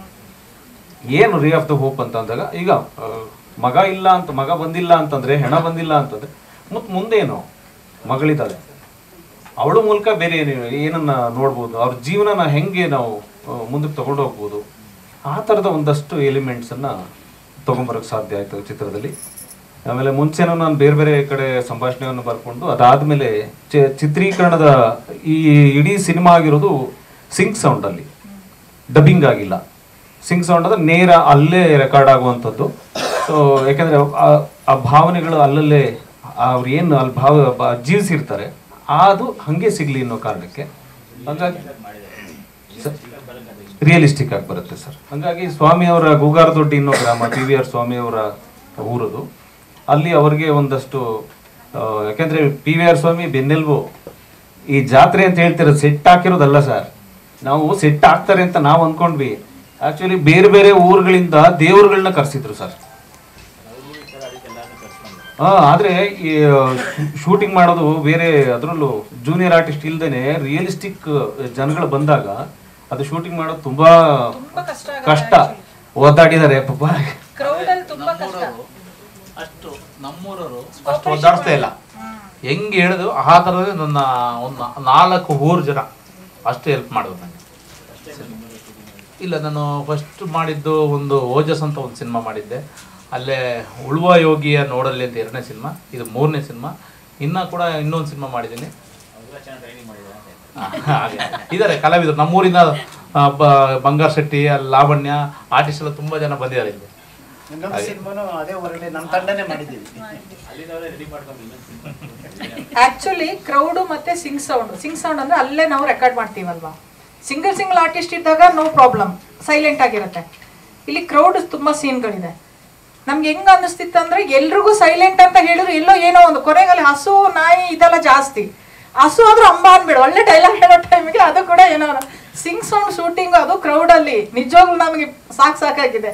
ತುಂಬಾ ಜನ ಇದ್ದಾಗ ಸಿಂಗ್ ಸೌಂಡ್ ಇಟ್ಕೊಂಡು ಶೂಟ್ ಮಾಡೋದು ಈಸಿ ಇಲ್ಲ. ಬಟ್ ಊರವ್ರು ಎಲ್ಲರೂ ಕೂಡ ಅದು ಎಷ್ಟು ಕೋಪರೇಟ್. ಒಬ್ರು ಮೊಬೈಲ್ ಆಫ್ ಮಾಡಕ್ ಹೇಳ್ತೀವಿ, ಯಾರೋ ಒಬ್ರು ಮರ್ತಿರ್ತಾರೆ, ಅದ್ರ ಹಿಂಗಾಗ್ಬಿಡುತ್ತೆ. ಸಿಂಗ್ ಸೌಂಡ್ ಅಲ್ಲಿ ಸ್ವಲ್ಪ ಚಾಲೆಂಜಿಂಗ್ ಶೂಟ್ ಮಾಡೋದು ನಮ್ಗೆ, ಕ್ರೌಡ್ ಅಲ್ಲಿ ಎಸ್ಪೆಷಲಿ. ಬಟ್ ಎಲ್ಲರೂ ಕೋಪರೇಷನ್ ಇಂದ ಚೆನ್ನಾಗಾಯ್ತು. ಚಿತ್ರಕಥೆ ಹಂತದಿಂದಲೇ ಪ್ರಸನ್ನ ಮತ್ತೆ ನಾಗರಾಜು, ಇತಿಹಾಸ ಶಂಕರ್ರು ಇವರು ನಿರ್ದೇಶನ ತಂಡದಲ್ಲಿ ಅವರು ಕೆಲಸ ಮಾಡಿರುವಂಥವ್ರು. ಇಂಚಿಂಚು ಅವ್ರಿಗೆ ಮಾಹಿತಿ ಇದೆ. ನಿರ್ದೇಶಕರು ಹಂಗ ತಯಾರು ಮಾಡಿದ್ದಾರೆ. ಇಡೀ ಯಾರು ಇವರು ಅಂತೇಳಿ ಯಾರನ್ನು ಬೈಫರ್ಕೇಟ್ ಮಾಡ್ದೇನೆ ಎಲ್ಲರೂ ಒಟ್ಟಿಗೆ ಇರಬೇಕು. ಏನಂದ್ರೆ ನನಗೇನಂದ್ರೆ ನಮ್ಮ ಟೀಮ್ ಒಂದು 5-6 ಜನ ಯಾರು ಮೈನ್ ಇರ್ತಾರೆ, ಅವ್ರು ಇಟ್ಕೊಂಡು ಎಲ್ಲ ಡಿಸ್ಕಷನ್ 1 ವರ್ಷ ಮಾಡಿರ್ತೀವಿ. ಎಲ್ರು ಗೊತ್ತಿರ್ಬೇಕು ನನಗೆ ಏನ್ ಬೇಕು ಅಥವಾ ನಮ್ಮ ಟೀಮಿಗೆ ಏನ್ ಬೇಕು ಅನ್ನೋದು ಆಗ್ಲೇ ಎಲ್ಲರೂ ಗೊತ್ತಾಗ್ಬಿಟ್ಟಿರುತ್ತೆ. ಶೂಟಿಂಗ್ ಹೋಗೋಷ್ಟೊತ್ತಿಗೆ ಯಾವ ತರ ಬಂದ್ರೆ ಯಾವ್ದು ಬೇಕು ಇವರಿಗೆ, ಯಾವ್ದು ಬೇಡ ಅನ್ನೋದು ಎಷ್ಟು ಚೆನ್ನಾಗಿ ಎಲ್ರಿಗೂ ಗೊತ್ತಿತ್ತು ಅಂದ್ರೆ ಅಲ್ಲಿ ಹೋದ್ಮೇಲೆ ಯಾವ ನಮ್ಗೆ ಟೈಮ್ ವೇಸ್ಟ್ ಇಲ್ಲ. ಎಲ್ಲರೂ ಗೊತ್ತಿದೆ ಯಾವ ತರ ಬರ್ಬೇಕು ಈ ಮೂವಿ, ಏನು ಅಂತ ಎಕ್ಸ್ಪೆಕ್ಟೇಷನ್ ಏನ್ ಇಟ್ಕೊಂಡಿದ್ದಾರೆ ಅನ್ನೋದು ಎಲ್ಲರೂ ಗೊತ್ತಿರೋದ್ರಿಂದ ಅದು ಈಸಿ ಆಗುತ್ತೆ ಶೂಟಿಂಗ್ ಹೋದಾಗ. ಇಲ್ಲಾಂದ್ರೆ ಒಬ್ಬೊಬ್ರು ವ್ಯೂ ಒಂದೊಂದು ಆಗ್ಬಿಟ್ರೆ ಕಷ್ಟ ಆಗ್ಬಿಡುತ್ತೆ. ಬಟ್ ಟೀಮಲ್ಲಿ ಒಂದು 5-6 ಜನ ಎಲ್ಲ ಏನೇ ಡಿಸ್ಕಷನ್ ಇದ್ರು 5-6 ಜನ ಕೂತ್ಕೊಂಡೇ ಮಾಡ್ತಾ ಇದ್ರು ಅಂತ ಎಲ್ಲರೂ ಗೊತ್ತಿತ್ತು. ಯಾವ ತರ ಬರಬೇಕು ಅಂತ ಮೈಂಡ್ ಅಲ್ಲಿ ಇದೆ, ಇವ್ರದ್ದು ಏನ್ ಬೇಕು ಇವರಿಗೆ ಅಂತ. ನಂಗೆ ಅದೊಂದೇ ತುಂಬಾ ಹೆಲ್ಪಿಂಗ್. ಏನಂದ್ರೆ ನಾಗೇಶ್ ಅವರಾಗ್ಲಿ, ಸ್ವಾಮಿ ಅವರಾಗ್ಲಿ ಅಥವಾ ನಮ್ಮ ಟೀಮ್ಗೆ ಈಗಲೂ ಕೂಡ ನಾನು ಏನಾದ್ರು ಮೂವಿ ಮಾಡ್ತೀರಾ, ನಾನು ಏನ್ ಸೆಲೆಕ್ಷನ್ ಮಾಡ್ಬೋದು ಅನ್ನೋದು ಕೂಡ ಅವ್ರಿಗೆ ಐಡಿಯಾ ಇದೆ. ನಾನು ಏನ್ ಮಾಡ್ಬೋದು ಅನ್ನೋದು ಕೂಡ ಐಡಿಯಾ ಇದೆ, ಹೇಗ್ ಬೇಕು ಅನ್ನೋದು ಕೂಡ ಅವ್ರಿಗೆ ಐಡಿಯಾ ಇದೆ. ಈಸಿ ಅವ್ರು ಅಷ್ಟು ಚೆನ್ನಾಗಿ ಅದಕ್ಕೆ ನಂಗೆ ಸ್ಕ್ರಿಪ್ಟ್ ಬರೆಯೋದಾಗ್ಲಿ, ಡೈಲಾಗ್ ಬರೆಯೋದಾಗ್ಲಿ ಎಲ್ಲರೂ ಮಾಡಿ ಕೊಡ್ತಾರೆ. ಅದನ್ನ ಫೈನ್ ಟ್ಯೂನ್ ಮಾಡಿ ಮಾಡಿ ಮಾಡಿ ಅವ್ರಿಗೆ ಏನ್ ಬೇಕೋ ಅದನ್ನ ತಗೊಂಡ್ರು. ಹಾಗಾಗಿ ಒಂದು ಖುಷಿ ಆಯ್ತು. ನಂದು 27 ಫಿಲಮ್ ಆಗಿದೆ. ಅಷ್ಟು ಫಿಲಮಲ್ಲಿ ಇದು ಮೊದಲೇ ಫಿಲಮ್ ನನಗೆ ನ್ಯಾಷನಲ್ ಅವಾರ್ಡ್ ಬಂದಿದ್ದ ಫಿಲಮ್ಗೆ ನಾನು ಮ್ಯೂಸಿಕ್ ಮಾಡಿರೋದು. ಹಾಗಾಗಿ ಪ್ರೊಡ್ಯೂಸರ್ಗೆ, ನಿರ್ದೇಶಕರಿಗೆ, ಮುಖ್ಯವಾಗಿ ಸ್ವಾಮಿ ಅವರಿಗೆ ಮತ್ತು ನಾಗೇಶ್ ಅವರಿಗೆ ಧನ್ಯವಾದ ಹೇಳ್ತೀನಿ. ನಂದು ಮತ್ತೆ ನಮ್ಮ ಕ್ಯಾಮ್ರಾಮನ್ ಸ್ವಾಮಿ ಅವ್ರದ್ದು ಸುಮಾರು ಒಂದು 10 ಮೇಲೆ ಫಿಲಮ್ ಒಟ್ಟಿಗೆ ಕೆಲಸ ಮಾಡಿದ್ದೀವಿ. ಅವರೇ ಮೂಲ ಕಾರಣ ಈ ಫಿಲಮ್ಗೆ ನಾನು ಮ್ಯೂಸಿಕ್ ಮಾಡೋದಕ್ಕೆ. ತುಂಬ ಖುಷಿ ಆಗುತ್ತೆ. ಮತ್ತೆ ಈ ಥರ ಒಂದು ಅವಕಾಶ ಸಿಗ್ತಾಗಲಿ ಅಂತ ದೇವ್ರು ಪ್ರಾರ್ಥನೆ ಮಾಡ್ತಾ ಇಲ್ಲಿ ಬಂದಂತ ಎಲ್ಲರಿಗೂ ನಮಸ್ಕಾರ ಮಾಡ್ತಾ ನಾನು ಮಾತನ್ನ ಮುಗಿಸ್ತೀನಿ. ಇಂಥ ಒಂದು ರಾಷ್ಟ್ರ ಪ್ರಶಸ್ತಿ ಪಡೆದಂಥ ಚಿತ್ರದಲ್ಲಿ ಅಭಿನಯಿಸಿದ್ದೀನಿ ಅಂತ ಹೇಳ್ಕೊಳ್ಳೋದಕ್ಕೆ ಭಾಳ ಖುಷಿ ಆಗುತ್ತೆ. ನೋಡಿ, ಕನ್ನಡ ಚಿತ್ರರಂಗದಲ್ಲಿ ಆ್ಯಕ್ಚುಲಿ ಮಹಿಳಾ ನಿರ್ದೇಶಕರು ಭಾಳ ಕಡಿಮೆ, ಆದರೆ ಅವರ ಸಾಧನೆ ತುಂಬ ಜಾಸ್ತಿ ಇದೆ. ಇವಾಗ ಯಶೋಧ ಮೇಡಮ್ ಅವರಿರ್ಬೋದು, ಪ್ರೇಮಾ ಕಾರಂತ್ ಅವ್ರ ಬಗ್ಗೆ ಹೇಳಿದ್ರು, ಕವಿತಾ ಲಂಕೇಶ್ ಅವ್ರ ಬಗ್ಗೆ ಹೇಳಿದ್ರು. ಅಂದರೆ ನನಗೆ ಇನ್ನೊಂದು ವಿಶೇಷ ಏನಂತ ಹೇಳಿದ್ರೆ, ನಾನು ಕವಿತಾ ಲಂಕೇಶ್ವರ ದೇವಿಯಲ್ಲಿ ಕೂಡ ಒಂದು ಸಣ್ಣ ಪಾತ್ರ ಮಾಡಿದ್ದೆ. ಸೊ 2 ರಾಷ್ಟ್ರ ಪ್ರಶಸ್ತಿಗಳು ಬಂದಿರುವಂಥ ಸಿನಿಮಾಲ್ಲಿ ನಾನು ಅಭಿನಯಿಸಿದ್ದೀನಿ. 2 ಮಹಿಳಾ ನಿರ್ದೇಶಕರು. ಆ್ಯಂಡ್ ಅದೇ ಮಹಿಳಾ ನಿರ್ದೇಶಕರ ಬಗ್ಗೆ ಹೇಳಬೇಕಂತ ಹೇಳಿದ್ರೆ, ತುಂಬ ಕಡಿಮೆ ಜನ ಕನ್ನಡದಲ್ಲಿ ನಿರ್ದೇಶಕರಿದ್ದಾರೆ, ಬಟ್ ಸಾಧನೆ ಜಾಸ್ತಿ. ಹಾಗೆ ರೂಪಾ ರಾವ್ ಅಂತ ಇನ್ನೊಬ್ರು ಇದ್ದಾರೆ, ಅವರು ನ್ಯೂಯಾರ್ಕ್ ಫಿಲ್ಮ್ ಇನ್ಸ್ಟಿಟ್ಯೂಟ್, ಅವ್ರಿಗೂ ಪ್ರಶಸ್ತಿ ಬಂದಿದೆ. ಆದರೆ ನಾವು ಅಂದರೆ ಏನು ಪುರುಷ ನಿರ್ದೇಶಕರು ತುಂಬ ಇದ್ದೀವಿ. ಪ್ರಶಸ್ತಿಗಳು ಅವ್ರ ಜೊತೆ ಕಂಪೇರ್ ಮಾಡಿದಾಗ ಸ್ಟ್ಯಾಟಿಸ್ಟಿಕಲಿ ನಾವು ಆ್ಯಕ್ಚುಲಿ ಕಡಿಮೆ ಅಂತ ಅನ್ಸುತ್ತೆ. Thank you. ಬಿಕಾಸ್ ಅವ್ರ ಎಫರ್ಟಿಂದನೇ ನಾನು ಈ ಫೀಲ್ಡ್ಗೆ ಬರೋಕ್ಕೆ ಆಗಿದ್ದು. ಸೊ ನನಗೆ ಹಳ್ಳಿ ಕನ್ನಡ ತುಂಬಾ ಕಷ್ಟ ಇತ್ತು. ಅಲ್ಲಿದು ಲ್ಯಾಂಗ್ವೇಜ್ ಪ್ರೊನೌನ್ಸಿಯೇಷನ್ ತುಂಬಾ ಕಷ್ಟ ಇತ್ತು. ಆದರೆ ಯಶೋಧ ಆಂಟಿ ತುಂಬಾ ಎಂಕರೇಜ್ ಮಾಡಿದ್ರು, you can do it, come on ಅಂತ. ಸೊ ಹಾಗೆ ಹಿಂಗೆ ಕನ್ನಡ ಎಲ್ಲ ಸ್ವಲ್ಪ ಈಸಿ ಆಯಿತು. ಮತ್ತು ಪ್ರಕಾಶ್ ಅಂಕಲ್ ನನಗೆ ಟೆನ್ಷನ್ ಆಗುವಾಗ, ಲ್ಯಾಂಗ್ವೇಜಲ್ಲಿ ಟೆನ್ಷನ್ ಆಗುವಾಗ ಅವ್ರು ಚಾಕ್ಲೇಟ್ ಎಲ್ಲ ತೊಗೊಂಬಂದು ಕೊಡ್ತಾಯಿದ್ರು. So thank you so much. ಮತ್ತು ನಾಗೇಶ್ ಸರ್ ತುಂಬಾ ನನಗೆ ಕನ್ನಡ ಕಲಿಸಿಕೊಟ್ರು, ಪ್ರೊನೌನ್ಸಿಯೇಷನ್ನ ಕಲಿಸಿಕೊಟ್ರು. So thank you all. And technical team ತುಂಬಾ ನನಗೆ ಕಾಪ್ರೇಟ್ ಮಾಡಿದ್ದಾರೆ ಪೇಷನ್ಸಿಂದ. So thank you. ಆಮೇಲೆ ಪ್ರಕಾಶ್ ಅವರು, ನಾಗೇಶ್ ಅವರು ಇವರೆಲ್ಲ ತುಂಬ ಕೋಆಪರೇಟ್ ಮಾಡಿದ್ರು, ಒಳ್ಳೆ ಪಾತ್ರ ಕೊಟ್ಟರು. ಆಮೇಲೆ ಇನ್ನೊಂದು ಖುಷಿ ವಿಚಾರ ಏನಂದರೆ, 3 ಜನ ನಮ್ಮ ಲೇಡಿ ಡೈರೆಕ್ಟರ್ಗಳು, ಪ್ರೇಮಾ ಕಾರಂತ್, ಇನ್ನೊಬ್ರು ಕವಿತಾ ಲಂಕೇಶು, ಯಶೋಧ ಮೇಡಮು, ಇವ್ರು 3 ಜನರ ಪಿಕ್ಚರಲ್ಲೂ ನಾನು ಕೆಲಸ ಮಾಡಿದ್ದೇನೆ. 3 ರಾಷ್ಟ್ರ ಪ್ರಶಸ್ತಿ ಪಡೆದಿರೋದು. ಆಮೇಲೆ ಇಲ್ಲಿ ಈ ಚಿತ್ರಕ್ಕೆ ಈ ರಾಷ್ಟ್ರ ಪ್ರಶಸ್ತಿ ಬಂತು ಹೇಗಂತ ಯೋಚನೆ ಮಾಡಿದ್ರೆ ಇದು ನಿರ್ದೇಶಕರ ಕೈಚಳಕ, ಆಮೇಲೆ ಮುಖ್ಯವಾಗಿ ಕಂಟೆಂಟ್. ನಾಗೇಶ್ ಅವ್ರು ತಂದಿರೋ ಕಂಟೆಂಟ್ ಅಂದ್ರೆ ನಾವು ಒಬ್ಬ ಶಿಲ್ಪಿ ಆರಿಸ್ಕೊಳ್ಳುವಂತ ಕಲ್ಲು ಮೇಲೆ ಹೋಗುತ್ತೆ. ಆ ಕಲ್ಲನ್ನ ಅವನು ಹೇಗೆ ಕೊರಿತಾನೆ, ಹೇಗೆ ಅದನ್ನ ಚಿತ್ರ ಬಿಡಿಸ್ತಾನೆ, ಅದ್ರ ಮುಖ್ಯ ಆಗೋದ ಕಲ್ಲು. ಆ ಕಲ್ಲಲ್ಲಿ ಒಂದು ಸಣ್ಣ ಸೆಲೆ ಇದ್ರೆ ಆ ಶಿಲೆ, ಆ ಮೂರ್ತಿ ಸರಿಯಾಗಿ ಬರಲ್ಲ. ಅಂತ ಒಂದು ಗಟ್ಟಿಯಾದ ಕಲ್ಲನ್ನ ನಾಗೇಶ್ ಅವ್ರು ಕೊಟ್ರು. ಅದನ್ನ ಅಷ್ಟೇ ಸುಂದರವಾಗಿ ನಮ್ಮ ಯಶೋಧ ಮೇಡಮ್ ಅವ್ರು ಕೆತ್ತಿದ್ರು. ಅವ್ರ ಜೊತೆಗೆ PVR ಸ್ವಾಮಿ ಇದ್ರು, ಇವರೆಲ್ಲ ಸೇರ್ಕೊಂಡು ತುಂಬಾ ಚೆನ್ನಾಗಿ ಕೆತ್ತಿದ್ರು. ಅದಿವತ್ತು ರಾಷ್ಟ್ರ ಮಟ್ಟದಲ್ಲಿ ಸೌಂಡ್ ಮಾಡ್ತು. ಸಂತೋಷ. ಮತ್ತೊಮ್ಮೆ ಎಲ್ರಿಗೂ ಧನ್ಯವಾದಗಳು. ವಿಚಾರ ಮುಖ್ಯವಾಗಿ ಒಬ್ಬ ಮಹಿಳಾ ನಿರ್ದೇಶಕಿ ತಾನು ಯಾವುದರಲ್ಲೂ ಕೂಡ ಕಡಿಮೆ ಇಲ್ಲ ಅನ್ನೋ ಥರ ಈ ಸಿನಿಮಾವನ್ನು ನಿರ್ದೇಶನ ಮಾಡಿರುವಂಥದ್ದು ಹೇಳಿ ಕೇಳಿ ಈಗಲೂ ಕೂಡ ಪುರುಷ ಪ್ರಧಾನ ಸಮಾಜನೇ. ಇಲ್ಲಿ ಒಬ್ಬ ಮಹಿಳೆ ಸಾಧನೆ ಮಾಡೋದಕ್ಕೆ ಬಹುಶಃ ಬೇರೊಬ್ಬರಿಗೆ ಸ್ಫೂರ್ತಿ ಆಗಿರೋದು ಯಶೋಧ ಮೇಡಮ್ ಹೇಳೋದಕ್ಕೆ ಇಚ್ಛೆ ಪಡ್ತಾ ಇದ್ದೀನಿ. ಮತ್ತು ನನಗೆ ಈ ಸಿನಿಮಾದಲ್ಲಿ ಒಬ್ಬ MLA ಕ್ಯಾರೆಕ್ಟ್ರು ಅವಕಾಶ ಕೊಟ್ಟಿದ್ದು ನಮ್ಮ ಸ್ವಾಮಿ ಸಾರು. ನಾನೊಬ್ಬ ಹವ್ಯಾಸಿ ಕಲಾವಿದ. ಇದು ಬಹುಶಃ 3ನೇ ಚಿತ್ರ ನಂದು. ಅಂತ ಅವಕಾಶ ಕೊಟ್ಟಿದ್ದು ಮತ್ತು ಇಂಥ ಒಂದು ಚಿತ್ರದಲ್ಲಿ ನಾನು ಪಾತ್ರ ಮಾಡಿದ್ದು ನನ್ನ ಪುಣ್ಯ ಅಂತ ನಾನಾದರೂ ಭಾವಿಸ್ತೇನೆ. ಇಂಥ ಚಿತ್ರಗಳು ಇನ್ನಷ್ಟು ಬರಬೇಕು. ಒಂದು ಚಲನಚಿತ್ರ ರಂಗ ಅಂತ ಹೇಳಿದ್ರೆ ಅದೊಂದು ಒಳ್ಳೆ ಮೆಸೇಜ್ ಕೊಡುವಂಥ ಒಂದು ಇದು ಅದು. ಅಂಥ ಕಡೆ ಒಂದು ಒಳ್ಳೆ ಮೆಸೇಜನ್ನು ಸಮಾಜಕ್ಕೆ ಕೊಡುವಂಥದ್ದು ನಿಜಕ್ಕೂ ಒಂದು ಪುಣ್ಯದ ಕೆಲಸ. ಆ ಕೆಲಸಗಳು ಇನ್ನಷ್ಟು ಯಶೋಧ ಮೇಡಮ್ ಮತ್ತು ಅವರ ತಂಡದಿಂದ ಬರಲಿ, ನಮ್ಮ ಕನ್ನಡದಕ್ಕೆ ಒಂದು ಆಸ್ತಿ ಆಗಲಿ ಅಂತ ನಾನು ಭಾವಿಸ್ತೀನಿ. ನಿಮ್ಮೆಲ್ಲರಿಗೂ ನಮಸ್ಕಾರ. Swamy sir, Nagesh sir, Yashoda madam, Prakash sir ಎಲ್ಲರಿಗೂ ಥ್ಯಾಂಕ್ಸ್ ಹೇಳಕ್ಕೆ ಇಷ್ಟಪಡ್ತೀನಿ ಈ ಮೂವಿಲಿ ನನಗೆ ಆಪರ್ಚುನಿಟಿ ಕೊಟ್ಟಿದ್ದಕ್ಕೆ. ಆ್ಯಂಡ್ ಮೂವಿಗೆ ಬರೋದಾದ್ರೆ ಆಗಲೇ ಹೇಳಿದ್ರು ಹೆಣ ಬಿದ್ದ ಮೇಲೇ ಶುರು ಆಗೋದು ಮೂವಿ ಅಂತ. ಬೀಳೋ ಹೆಣ ನನ್ನ ಪಾತ್ರದೇನೆ. ಸೊ ಸೆಟ್ಟಲ್ಲಿ ಅಥವಾ ಶೂಟಲ್ಲಿ ಕಂಪ್ಲೀಟ್ ಎಲ್ಲ ತುಂಬಾ ಚೆನ್ನಾಗಿತ್ತು. ಎಲ್ಲ ಥರ ಫೆಸಿಲಿಟೀಸು ಇತ್ತು, ಯಾವುದಕ್ಕೂ ಕೊರತೆ ಇರಲಿಲ್ಲ. ಆಮೇಲೆ ಮೂವಿಲಿ ಸ್ಯಾಡ್ ಎಂಡಿಂಗು ಅಂತ ಹೇಳ್ದಂಗಿತ್ತು. ಸೊ ಸ್ಯಾಡ್ ಎಂಡಿಂಗ್ ಆದರೂ ಕೂಡ ಮೂವಿ ಟೀಮ್ ಅವ್ರಿಗೆಲ್ಲ ಒಂದು ಒಳ್ಳೆ ಬಿಗಿನಿಂಗ್ ಸಿಕ್ಕಿದೆ. ಸೊ ಅದಕ್ಕೆ ಖುಷಿ ಪಡ್ತಿದ್ದೀನಿ. And this is just a beginning.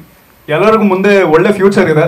And ಈ ಇಡೀ ಟೀಮ್ ಅವರು ತುಂಬ ಎತ್ತರಕ್ಕೆ ಬೆಳೀತಾರೆ ಅಂತ ಅಂದ್ಕೊಂಡಿದ್ದೀನಿ. Thank you. ನಾನು ಮೂಲತಃ ರಂಗಭೂಮಿ ಕಲಾವಿದೆ. ಸುಮಾರು 27 ಸಿನಿಮಾಗಳಲ್ಲಿ ನಾನು ನಟಿಸಿದ್ದೀನಿ. ಅದರಲ್ಲಿ 15ರಿಂದ 16 ಸಿನಿಮಾ ಎಲ್ಲ ಪ್ರಯೋಗಾತ್ಮಕ ಸಿನಿಮಾ, ಕಲಾತ್ಮಕ ಸಿನಿಮಾಗಳಲ್ಲಿ ನಾನು ಅಭಿನಯಿಸಿರೋದು. ಎಲ್ಲ ಸಿನಿಮಾ ಫೆಸ್ಟಿವಲ್ಗೆ ಹೋದಾಗ ರಾಷ್ಟ್ರೀಯ ಸಿನಿಮಾ ಚಲನಚಿತ್ರೋತ್ಸವದಲ್ಲಿ ನಮ್ಮ ಸಿನಿಮಾಗೆ ಪ್ರಶಸ್ತಿ ಬಂತು, ಅಂತಾರಾಷ್ಟ್ರೀಯ ಪ್ರಶಸ್ತಿ ಸಿಕ್ತು ಎಲ್ಲ ಹೇಳೋರು. ಆದರೆ ಕಂದಿಲಿಗೆ ರಾಷ್ಟ್ರ ಪ್ರಶಸ್ತಿ ಬಂತು ಅಂದಾಗ ನನ್ನ ಮನೆಯ ವಾತಾವರಣ ಸದ್ಯಕ್ಕೆ ಖುಷಿ ಪಡೋ ಹಂತದಲ್ಲಿ ಇರಲಿಲ್ಲ. ಆದರೆ ನನಗಿದು ಖುಷಿ ಆಗ್ತಾ ಇದೆ. ಆದರೆ ಅದನ್ನು ಹೇಳ್ಕೊಳಕ್ಕಾಗ್ತಾ ಇಲ್ಲ ನನಗೆ. ಈ ಸಿನಿಮಾಕ್ಕೆ ರಾಷ್ಟ್ರ ಪ್ರಶಸ್ತಿ ಬಂದಿದೆ, ಹೆಂಗೆ ಹೇಳೋದು? ಮನೆಯಲ್ಲಿ ಮಾವನವರ ಆರೋಗ್ಯ ಸರಿ ಇಲ್ಲ, ಏನಪ್ಪ ಹೆಂಗಪ್ಪ ಅನ್ನೋ. ಈಗಲೂ ಕೂಡ ನಮ್ಮ ಮಾವ ಆಸ್ಪತ್ರೆಯಲ್ಲಿದ್ದಾರೆ. ಯಾವ ಕ್ಷಣಕ್ಕೆ ಏನಾಗುತ್ತೆ ಅನ್ನೋ ಗೊತ್ತಿಲ್ಲ. ಆದರೂ ಎಲ್ಲರ ಖುಷಿ ಜೊತೆಲಿ ನಾನು ಇರಬೇಕು ಅನ್ನೋ ಕಾರಣಕ್ಕೆ ಬಂದಿದ್ದೀನಿ. ಭಾಳಷ್ಟು ಇಲ್ಲಿ ತನಕ ಮಾಡಿರೋ ಸಿನಿಮಾಗಳು ಎಲ್ಲವೂ ನಾನು ಆಯ್ಕೆ ಮಾಡ್ಕೊಂಡಿದ್ದೋ ಅಥವಾ ನನ್ನನ್ನು ಆಯ್ಕೆ ಮಾಡ್ಕೊಂಡಿದ್ದಂತಹ ಅನ್ನದಾತರು ಸ್ವಾಮಿ ಸರ್ ಅಂತವ್ರು ಇರಬಹುದು, ನಾಗೇಶ್ ಸರ್, ಮೂಲ ಹಿರಿಯೂರು ರಾಘವೇಂದ್ರ ಅವ್ರನ್ನ ನಾನು ತುಂಬ ನೆನಪು ಮಾಡ್ಕೋತೀನಿ. ಈ ಥರ ಕಥೆಗಳಿದ್ದಾಗ ಪಾತ್ರ ಕೇಳಿದ ತಕ್ಷಣ ಇಲ್ಲ ಅಮೃತ ರಾಜೇಶ್ ಇದ್ದಾಳೆ, ವನಿತಾ ಇದ್ದಾಳೆ, ಈ ಪಾತ್ರಕ್ಕೆ ಹಾಗೆ ಸೂಟ್ ಆಗ್ಬೋದು ಅಂತ ತುಂಬ ನನ್ನನ್ನು ಈ ಫೀಲ್ಡಲ್ಲಿ ಅವಕಾಶಗಳನ್ನ ಕೊಡಿಸ್ತಾ ಬಂದಿರೋವಂಥವ್ರು, ನನ್ನ ಬೆನ್ನೆಲುಬಾಗಿ ನಿಂತಂಥವ್ರು, ಅವರನ್ನೆಲ್ಲ ನಾನು ಈ ಕ್ಷಣದಲ್ಲಿ ನೆನೆಸ್ಕೋತೀನಿ. ರಮೇಶ್ ಬಾಬು ಅವರು ಇಲ್ಲಿ ನಮಗೆ ಅನ್ನದಾತರು. ಅಂದರೆ ಅನ್ನವನ್ನು ಹಿಂಗೆ ಹಿಡ್ಕೊಂಡು ಹೋದ ತಕ್ಷಣ ಅಣ್ಣ ಹಸಿವು ಅಂದ ತಕ್ಷಣ ಬಾರಮ್ಮ ಅಂತ ಹೇಳಿ ಮೂರ್ತಣ್ಣ ಇವ್ರುಗಳ ಜೊತೆ ಎಲ್ಲ ನಾನು ಸುಮಾರು ಒಂದು 16-17 ವರ್ಷದಿಂದ ಕೆಲಸ ಮಾಡ್ತಾ ಇದ್ದೀನಿ. ಪ್ರಶಸ್ತಿಗಳು ಬರೋ ಸಿನಿಮಾಗಳಲ್ಲಿ ಆ್ಯಕ್ಟ್ ಮಾಡಿದ್ದೀನಿ. ಆದರೆ ನನಗೆ ಎಲ್ಲೂ ಒಂದು ಗುರುತು ಅನ್ನೋದು ಸಿಕ್ಕಿರಲಿಲ್ಲ. ಈ ಹನುಮಿ ಅನ್ನೋ ಪಾತ್ರದಿಂದ ರಾಷ್ಟ್ರ ಮಟ್ಟದಲ್ಲಿ ನಾನು ಗುರುತಿಸ್ಕೊಂಡಿದ್ದೀನಿ ಅಂತ ಹೇಳ್ಕೊಳ್ಳೋದಕ್ಕೆ ಹೆಮ್ಮೆ ಆಗುತ್ತೆ. ನನಗೆ ಈ ಸಿನಿಮಾದ ಸ್ಕ್ರಿಪ್ಟ್ ಕೊಟ್ಟ ತಕ್ಷಣ ಬೇರೆ ಏನನ್ನೂ ತಲೆಯಲ್ಲಿ ಇಟ್ಕೋಬೇಡಿ, ಬರೀ ಪಾತ್ರ ಒಂದು ನೋಡ್ಕೊಳ್ಳಿ ಅಂತಂದ್ರು. ಆದರೆ ಆ ಪಾತ್ರ ಓದ್ತಾ ಓದ್ತಾ ಉಮಾಶ್ರೀ ಮೇಡಮ್ ನನಗೆ ತುಂಬ ತಲೆಗೆ ಬರ್ತಾ ಇರೋ ಆ ಕ್ಷಣದಲ್ಲಿ ನಾನು ಪುಟ್ಟಕ್ಕನ ಮಕ್ಕಳು ಸೀರಿಯಲ್ನಲ್ಲಿ ಆ್ಯಕ್ಟ್ ಮಾಡ್ತಾ ಇದ್ದೆ. ಎಷ್ಟೋ ಸರಿ ಅವ್ರ ಹತ್ರ ಹೇಳ್ತಾ ಇದ್ದೆ, ಮೇಡಮ್ ಈ ಪಾತ್ರ ಓದ್ತಾ ಇದ್ರೆ ನೀವೇ ತಲೆಗೆ ಬರ್ತೀರಿ, ಹಂಗೆ ಮಾಡಬೇಡ ಪಾತ್ರ ನಾವು ಸುಮ್ಮನೆ ಹಾಗೆ ಓದು, ಯಾರ್ಯಾರನ್ನೋ ತಲೆಯಲ್ಲಿ ಇಟ್ಕೊಂಡು ಓದಬೇಡ ಅಂತ ಅವರು ತುಂಬ ಸರಿ ನನಗೆ ಹೇಳಿರೋರು. ಆ ಮಾತುಗಳನ್ನೆಲ್ಲ ಮನಸ್ಸಿನಲ್ಲಿ ಇಟ್ಕೊಂಡು ಸೆಟ್ಟಿಗೆ ಹೋದ್ಮೇಲೆ ಆ ಸೆಟ್ಟಿನ ವಾತಾವರಣನೇ ಬೇರೆ ಆಗೋಗಿತ್ತು. ಆಮೇಲೆ ಆ ಸಂದರ್ಭದಲ್ಲಿ ನನಗೆ 5 ತಿಂಗಳು ನಾನು ಪ್ರೆಗ್ನೆಂಟ್ ಇದ್ದೆ. ಆ ಸಮಯದಲ್ಲಿ ನಂಗೆ ಹೇಳಿದಾಗ 2 ತಿಂಗಳು ಹೊಟ್ಟೆ ಕಾಣಲ್ಲ ಬಿಡು, ಹೆಂಗೋ ಮಾಡಿಬಿಡ್ಬೋದು ಅನ್ನೋದೊಂದು ಮನಸ್ಥಿತಿ ಇತ್ತು. ಆದರೆ ಅದು ಮುಂದೆ ಹೋಗ್ತಾ ಹೋಗ್ತಾ ನನಗೊಂದು ಭಯ ಇತ್ತು. ಏನಪ್ಪ ಅಲ್ಲಿ ಅಂದರೆ ಆ ಸ್ಕ್ರಿಪ್ಟಲ್ಲಿ ಮೇಡಮ್ ಹೇಳ್ದಂಗೆ ಏನು ಪೇಜಿಗೆ ಬಂದ ಮೇಲೆ ನಾನು ಮುಂದೆ ಹೋಗ್ತಿದ್ದಿದ್ದು ಅಂತ ಪ್ರತಿಯೊಂದು ಬರೆದಿದ್ರು. ನಾನು ಹೆಂಗೆ ಕೂತ್ಕೋಬೇಕು ಅನ್ನೋದು ಕೂಡ ಪೇಪರಲ್ಲಿ ಮೆನ್ಷನ್ ಆಗಿತ್ತು. ಅವಳು ಹೇಗೆ ಕೂತ್ಕೊಂಡು ಮುದ್ದೆ ತಿರುಗಿಸ್ತಾ ಇರ್ತಾಳೆ, ಯಾವ ರೀತಿನಲ್ಲಿ ಲೈಟ್ ಬರುತ್ತೆ ಹೋಗುತ್ತೆ, ಇದೆಲ್ಲನೂ ಮೆನ್ಷನ್ ಆಗಿತ್ತು. ಅವಾಗ ಯೋಚನೆ ಮಾಡ್ತಾ ಇದ್ದೆ, ಕುಂತೆದ್ದೊಳ್ಬೇಕಾದ್ರೆ ಏನಾದರೂ ಆದರೆ ಮತ್ತೆ ಧೈರ್ಯ ತಗೊಂಡು ಏನಾಗಲ್ಲ, ನಾವು ಆರ್ಟಿಸ್ಟ್ ಆಗಿದ್ದವರು ಇದನ್ನೆಲ್ಲ ಯೋಚನೆ ಮಾಡಬಾರ್ದು ಅಂತ. ಅದು 2-3 ದಿನದಲ್ಲಿ ಇವ್ರಿಗೆ ಗೊತ್ತಾಗೋಗ್ಬಿಡ್ತು. ಅವ್ರು ಕಾನ್ಷಿಯಸ್ ಆಗೋದ್ರು, ಅದೇ ಪ್ರೆಗ್ನೆಂಟ್ ಅಂತ ಲೇಡಿ ಇವ್ರಿಗೆ ಹೆಂಗೆ ಮಾಡಿಸೋದು. ನಾನು ಅವ್ರಿಗೆ ಹೇಳಿದೆ, ಏನೂ ತಲೆ ಕೆಡಿಸ್ಕೋಬೇಡಿ ಸರ್, ನಾನು ಅದನ್ನು ತಲೆಯಲ್ಲಿ ಇಟ್ಕೊಂಡಿಲ್ಲ, ನಿಮ್ಗೆ ಏನು ಬೇಕು ಹೇಳಿ, ನಾನು ಅದನ್ನು ಮಾಡೋಕ್ಕೆ ತಯಾರಿದ್ದೀನಿ ಅಂತ. ಸೊ ಇವತ್ತಿನ ಈ ಖುಷಿಗೆ ನನ್ನ ತಂಡದವರು ಎಲ್ಲರೂ, ಜೊತೆಗೆ ನನ್ನ ಕುಟುಂಬ, ಇಲ್ಲಿ ಮೇಡಮ್ಗೆ ಹೇಗೆ ಪ್ರಕಾಶ್ ಸರ್ ಇದ್ದಾರೋ ಹಾಗೆ ನನ್ನ ಹಿಂದೆ ನನ್ನ ಗಂಡ ರಾಜೇಶ್ ಯಾವಾಗಲೂ ಇರ್ತಾರೆ, ಜೊತೆಗೆ ನನ್ನ ಮಕ್ಕಳು. ಬಂದ ತಕ್ಷಣ ಮೇಡಮ್ ಕೇಳಿದ್ರು, ನಮ್ಮ ರಾಷ್ಟ್ರ ಪ್ರಶಸ್ತಿ ತಂದ ಮಗು ಎಲ್ಲಿದೆ ಅಂತ. ಕರ್ಕೊಂಡು ಬಂದಿಲ್ಲ ಮೇಡಮ್ ಅಂತ. ಅವ್ನು ಕರ್ಕೊಂಡು ಬಂದರೆ ನಾನು ಇಲ್ಲಿ ಕೂತ್ಕೊಳ್ಳೋಕ್ಕೆ ಬಿಡಲ್ಲ, ಆ ರೀತಿ ಮಾಡ್ತಾನೆ. ತುಂಬ ಖುಷಿ ಆಗ್ತಿದೆ ಈ ವಿಚಾರಗಳನ್ನೆಲ್ಲ ನಿಮ್ಮ ಮುಂದೆ ಹಂಚ್ಕೊಂಡಿದ್ದಕ್ಕೆ. ಮತ್ತೆ ಎಲ್ಲರಿಗೂ ಧನ್ಯವಾದ ಹೇಳ್ತಾ ಇದ್ದೀನಿ. ನಮಸ್ಕಾರ. ನಾವಿಲ್ಲಿದ್ದೀವಿ, ನಮ್ಮನ್ನು ನೀವು ನೋಡ್ತಾ ಇದ್ದೀರಿ. ಈ ಸಿನಿಮಾದ ಈ ಗೆಲುವಿಗೆ ನೀವು ಕೂಡ ಎಲ್ಲ ಕಾರಣ ಆಗಿದ್ದೀರಿ, ತಂಡದವರು, ಮತ್ತೆಲ್ಲ ನನ್ನ ಅಭಿಮಾನಿ ದೇವರುಗಳು, ನಮ್ಮ ಅನ್ನದಾತ ಅನ್ನ ಬ್ರಹ್ಮ ಪ್ರಕಾಶ್ ಕಾರ್ಯಪ್ಪ ಸರ್, ನಿರ್ಮಾಪಕರು. ಚೆನ್ನಾಗಿ ಚಿಕ್ಕದಾಗಿ ಚೊಕ್ಕಟಾಗಿ ಕೆಲವೊಮ್ಮೆ ಪರ್ಸ್ನಲ್ ಆಗಿ ಕರೆದು ಪ್ರಭಾಕರ್ ಸರ್ ಹೀಗಿದ್ರೆ ಚೆನ್ನಾಗಿರುತ್ತೆ ಅನ್ನೋ ಒಂದು ನಿರ್ದೇಶನ ನೀಡಿದಂಥ ನಮ್ಮ ಯಶೋಧ ಮೇಡಮ್, ಅದು ಹೇಳ್ತೀನಿ ಆಮೇಲೆ. ಯಶೋಧ ಮೇಡಮ್ ಅವರು, ಹಾಗೆ ಬಹುಶಃ ನನಗೆ PVR ಸ್ವಾಮಿಯವರು ನನಗೆ ಎಲ್ಲಿ ಗುರಿ ಇಟ್ಟರು ಅಂತ ಗೊತ್ತಿಲ್ಲ ನನಗೆ.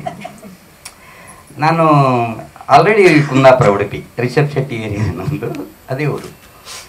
ಕಾಲ್ ಬಂತು PVR ಸ್ವಾಮಿಯವರ ನಾನು ಅವರ ಕ್ಯಾಮರಾ ಮೇಲೆ ಸಿನಿಮಾ ನೋಡಿದ್ದೀನಿ, ಅವ್ರನ್ನ ನಾನು ಛಾಯಾಚಿತ್ರದಲ್ಲಿ ನೋಡಿದ್ದೀನಿ. ಆದರೆ ನನಗೆ ಅವ್ರಿಗೆ ಎಲ್ಲೂ ಮುಖ ಪರಿಚಯ ಆಗಿದ್ದು ಎಲ್ಲೂ ಇರಲಿಲ್ಲ. ಆದರೆ ನನಗೆ ಗೊತ್ತು, ಇಂಥ ಅದ್ಭುತ ಒಬ್ಬ ಕ್ಯಾಮ್ರಾಮ್ಯಾನು ನನಗೆ ಕಾಲ್ ಮಾಡ್ತಿದ್ದಾರಲ್ಲ, ಏನು ಸಿನಿಮಾ ಇರ್ಬೋದು, ಅದೇನು ಕ್ಯಾಮ್ರಾಮನ್ ಅಂತ ಕೇಳಲಿಕ್ಕೆ ಸಾಧ್ಯ ನನ್ನ ಮನಸ್ಸೊಳಗೆ ಬಂತು. ಪರವಾಗಿಲ್ಲ ಸರ್, ಯಾವಾಗ ಬರುತ್ತೆ ಮಾಡೋಣ ಅಂತ ಹೇಳಿದೆ, ಎಲ್ಲಿ ಲೊಕೇಶನ್ ಬರುತ್ತೆ ಹಾಗೆ ಅಂತ. ಸರಿ ಓಕೆ ಅಂತ ಎಲ್ಲ ಆಯಿತು. ಆಮೇಲೆ ನಡೆದ ಕಥೆನೇ ಬೇರೆ. ಅದನ್ನು ಶೂಟಿಂಗ್ ಅಂತ ಬರುವಾಗ ನಮ್ಮ ಕಥಾಗಾರರು ನನ್ನನ್ನು ವೆಲ್ಕಮ್ ಮಾಡಿದರು, ಒಂದು ಟ್ಯಾಕ್ಸಿಯಿಂದ ಕರ್ಕೊಬರ್ತಾಯಿದ್ರು. ಹಾಗೆ ಇವರು 14 ವರ್ಷದ ಹಿಂದಿನ ಕಥೆ ಇತಿಹಾಸ ನನ್ನ ಮುಂದೆ ಬರ್ತಾ ಇದೆ, ಕಾರ್ನಲ್ಲಿ ಹೇಳ್ತಾ ಇದ್ದಾರೆ. ಸರ್, ಇದು 14 ವರ್ಷ ಆಯಿತು ಈ ಕಥೆ ಬರೆದಿಟ್ಟು, ನಾನು ಇದಕ್ಕಿನ್ನೂ ಮೋಕ್ಷ ಸಿಕ್ಕಿಲ್ಲ, ನೋಡಬೇಕು, ನಾನೇ ಮಾಡಬೇಕು ಅಂತ ಇದ್ದೀನಿ, ಸಿನಿಮಾ ಅದಾಗಿಲ್ಲ ಹಾಗೀಗಂತ ಹೇಳಿದರು. ಅವರು ಪೀಠಿಕೆಗಳು ಕೇಳಿದರು. ಆದರೆ ಕತೆ ಹೇಳುವಾಗ ಮಾತ್ರ ನಾನು ಅವ್ರಿಗೆ ಒಂದು ಪ್ರಶ್ನೆ ಮಾಡಿದೆ ಸರಿಗೆ, ಅಲ್ಲೇ ಕಾರಿನಲ್ಲಿ, ಸರ್ ಈ ಪಾತ್ರ ಮಾಡ್ಲಿಕ್ಕೆ ನಾನು ಸಾಧ್ಯನಾ, ನನ್ನ ಹತ್ರ ಆಗುತ್ತಾ ಈ ಪಾತ್ರ ಅನ್ನೋದು. ಯಾಕಂತ ಹೇಳಿದ್ರೆ ನನಗೆ ಪ್ರಕಾಶ್ ಕಾರ್ಯಪ್ಪ ಸರ್ ಹೇಳಿಗೆ ನನ್ನ ಕಲಾತ್ಮಕ ಚಿತ್ರ ತುಂಬ ಇಷ್ಟ. ನಾನು ಮುಂಚಿನಲ್ಲೂ ಕಲಾತ್ಮಕ ಚಿತ್ರ ಗಿರೀಶ್ ಕಾಸರಳ್ಳಿಯವರ ಗುಲಾಬಿ ಟಾಕೀಸಿಂದ ನಾನು ಮಾಡ್ಕೊಂಡು ಬಂದವನು. ಇನ್ನೊಂದು ಅಂದರೆ ನನಗೆ ನನ್ನ ಯಾವುದೇ ಒಂದು ಸ್ವಂತಿಕೆಯಿಂದ ಹೇಳ್ತಾ ಇಲ್ಲ, ಕಲಾತ್ಮಕ ಚಿತ್ರಗಳು ನಾನು ಇಷ್ಟರವರೆಗೆ ನಟನೆ ಮಾಡಿದ ತುಂಬ ಸಿನಿಮಾಗಳಿರ್ಬೋದು, ನನಗಲ್ಲದಿದ್ದರೂ ಆ ಸಿನಿಮಾಗಳಿಗೆ ಎಲ್ಲ ಪ್ರಶಸ್ತಿಗಳು ಬಂದಿವೆ. ಕಾಂತಾರ ಸಮೇತ ಕೊನೆಯಲ್ಲಿ ಹೆಚ್ಚಿನ ಸಿನಿಮಾಗಳು, ಮುಖಜ್ಜಿ ಕನಸುಗಳು ಅಥವಾ ನಮ್ಮ ಜೀವಿ ಸರ್ ಅವರದ್ದು ವೈಷ್ಣವಿ ಇರ್ಬೋದು, ಗಿರೀಶ್ ಕಾಸರಳ್ಳಿ ಅವರ ಗುಲಾಬಿ ಪ್ರತಿಯೊಂದು ಬಿಡಿ ಎಲ್ಲೋ ಒಳಿದಾರು ಕಂಡಂತೆ ಪ್ರತಿ ಒಂದು ಸಿನಿಮಾಗಳು ಏನಾದರೂ ಪ್ರಶಸ್ತಿ, ಪಿಂಗಾರ ಇರ್ಬೋದು, ತುಂಬ ಸಿನಿಮಾಗಳಿವೆ, ಅವೆಲ್ಲ ಲಭಿಸಿವೆ. ನನ್ನ ಮನಸ್ಸೊಳಗೆ ಇನ್ನೊಂದು ಹೊಕ್ಕ ಪ್ರಶ್ನೆ ಅಂತ ಹೇಳಿದ್ರೆ, ಈ ಕಲಾತ್ಮಕ ಚಿತ್ರಮ ಇಷ್ಟು ಇದೆ, ಈ ಶಿವನ ಪಾತ್ರ ಮಾಡ್ಲಿಕ್ಕೆ ಸಾಧ್ಯನಾ? ನಮಗೆ ಭಾಷೆ, ಸರ್ ಹೇಳ್ದಾಗೆ ಭಾಷೆಯ ತೊಂದರೆ ಇದೆ. ನಾನು ಕುಂದಾಪುರದ ಕಡೆಯಲ್ಲಿ ನಿಮ್ಗೆ ಗೊತ್ತಿದೆ, ಹಾಯ್ ನಮಸ್ಕಾರ ಅಂತಾರೆ ಕುಂದಾಪುರ ಭಾಷೆಯಲ್ಲಿ. ನಮ್ದು ಆಡು ಭಾಷೆ ಹಾಯ್ ನಮಸ್ಕಾರ, ಉಂಡ್ರಿಯಾ ತಿಂದ್ರಿಯಾ ಮನಿಕಂಡ್ರಿ ಏಕೆಂದ್ರೆ ಒಂದು ಕುಂದಾಪುರ ಭಾಷೆ ನಮ್ಮ ರವಿ ಗೊತ್ತು ನಾವೆಲ್ಲ ಹೇಳ್ದಂಗೆ. ಅದೇ ನಾವು ಸ್ವಲ್ಪ ಉಡುಪಿ ಬಂದರೆ ಹೇಗಿದ್ದೀರಾ, ಚೆನ್ನಾಗಿದ್ದೀರಾ, ಮತ್ತೆ ಮಾತಾಡೋದಿಲ್ವಾ, ಹಾಗೆ ಈಗ ತೂತ್ಪ್ರಮತ್ವಲ್ಲ ಹಾಗೆ ಅದೇ ಥರ ಇದು ಯಾಕೆ ಬರೋದು ನನಗೆ ಈ ಲ್ಯಾಂಗ್ವೇಜ್ ಅಂದರೆ ನೋಡಿದೆ. ಪ್ರಥಮ ದಿನ ಬಹುಶಃ ನಾಗೇಶ್ವರ ಅವರೆಲ್ಲ ನನ್ನ ಮುಖ ನೋಡ್ಲಿಕ್ಕೆ ಶುರು ಮಾಡಿದ್ದಾರೆ, ಮೇಡಮ್ ನೋಡಿದ್ದಾರೆ.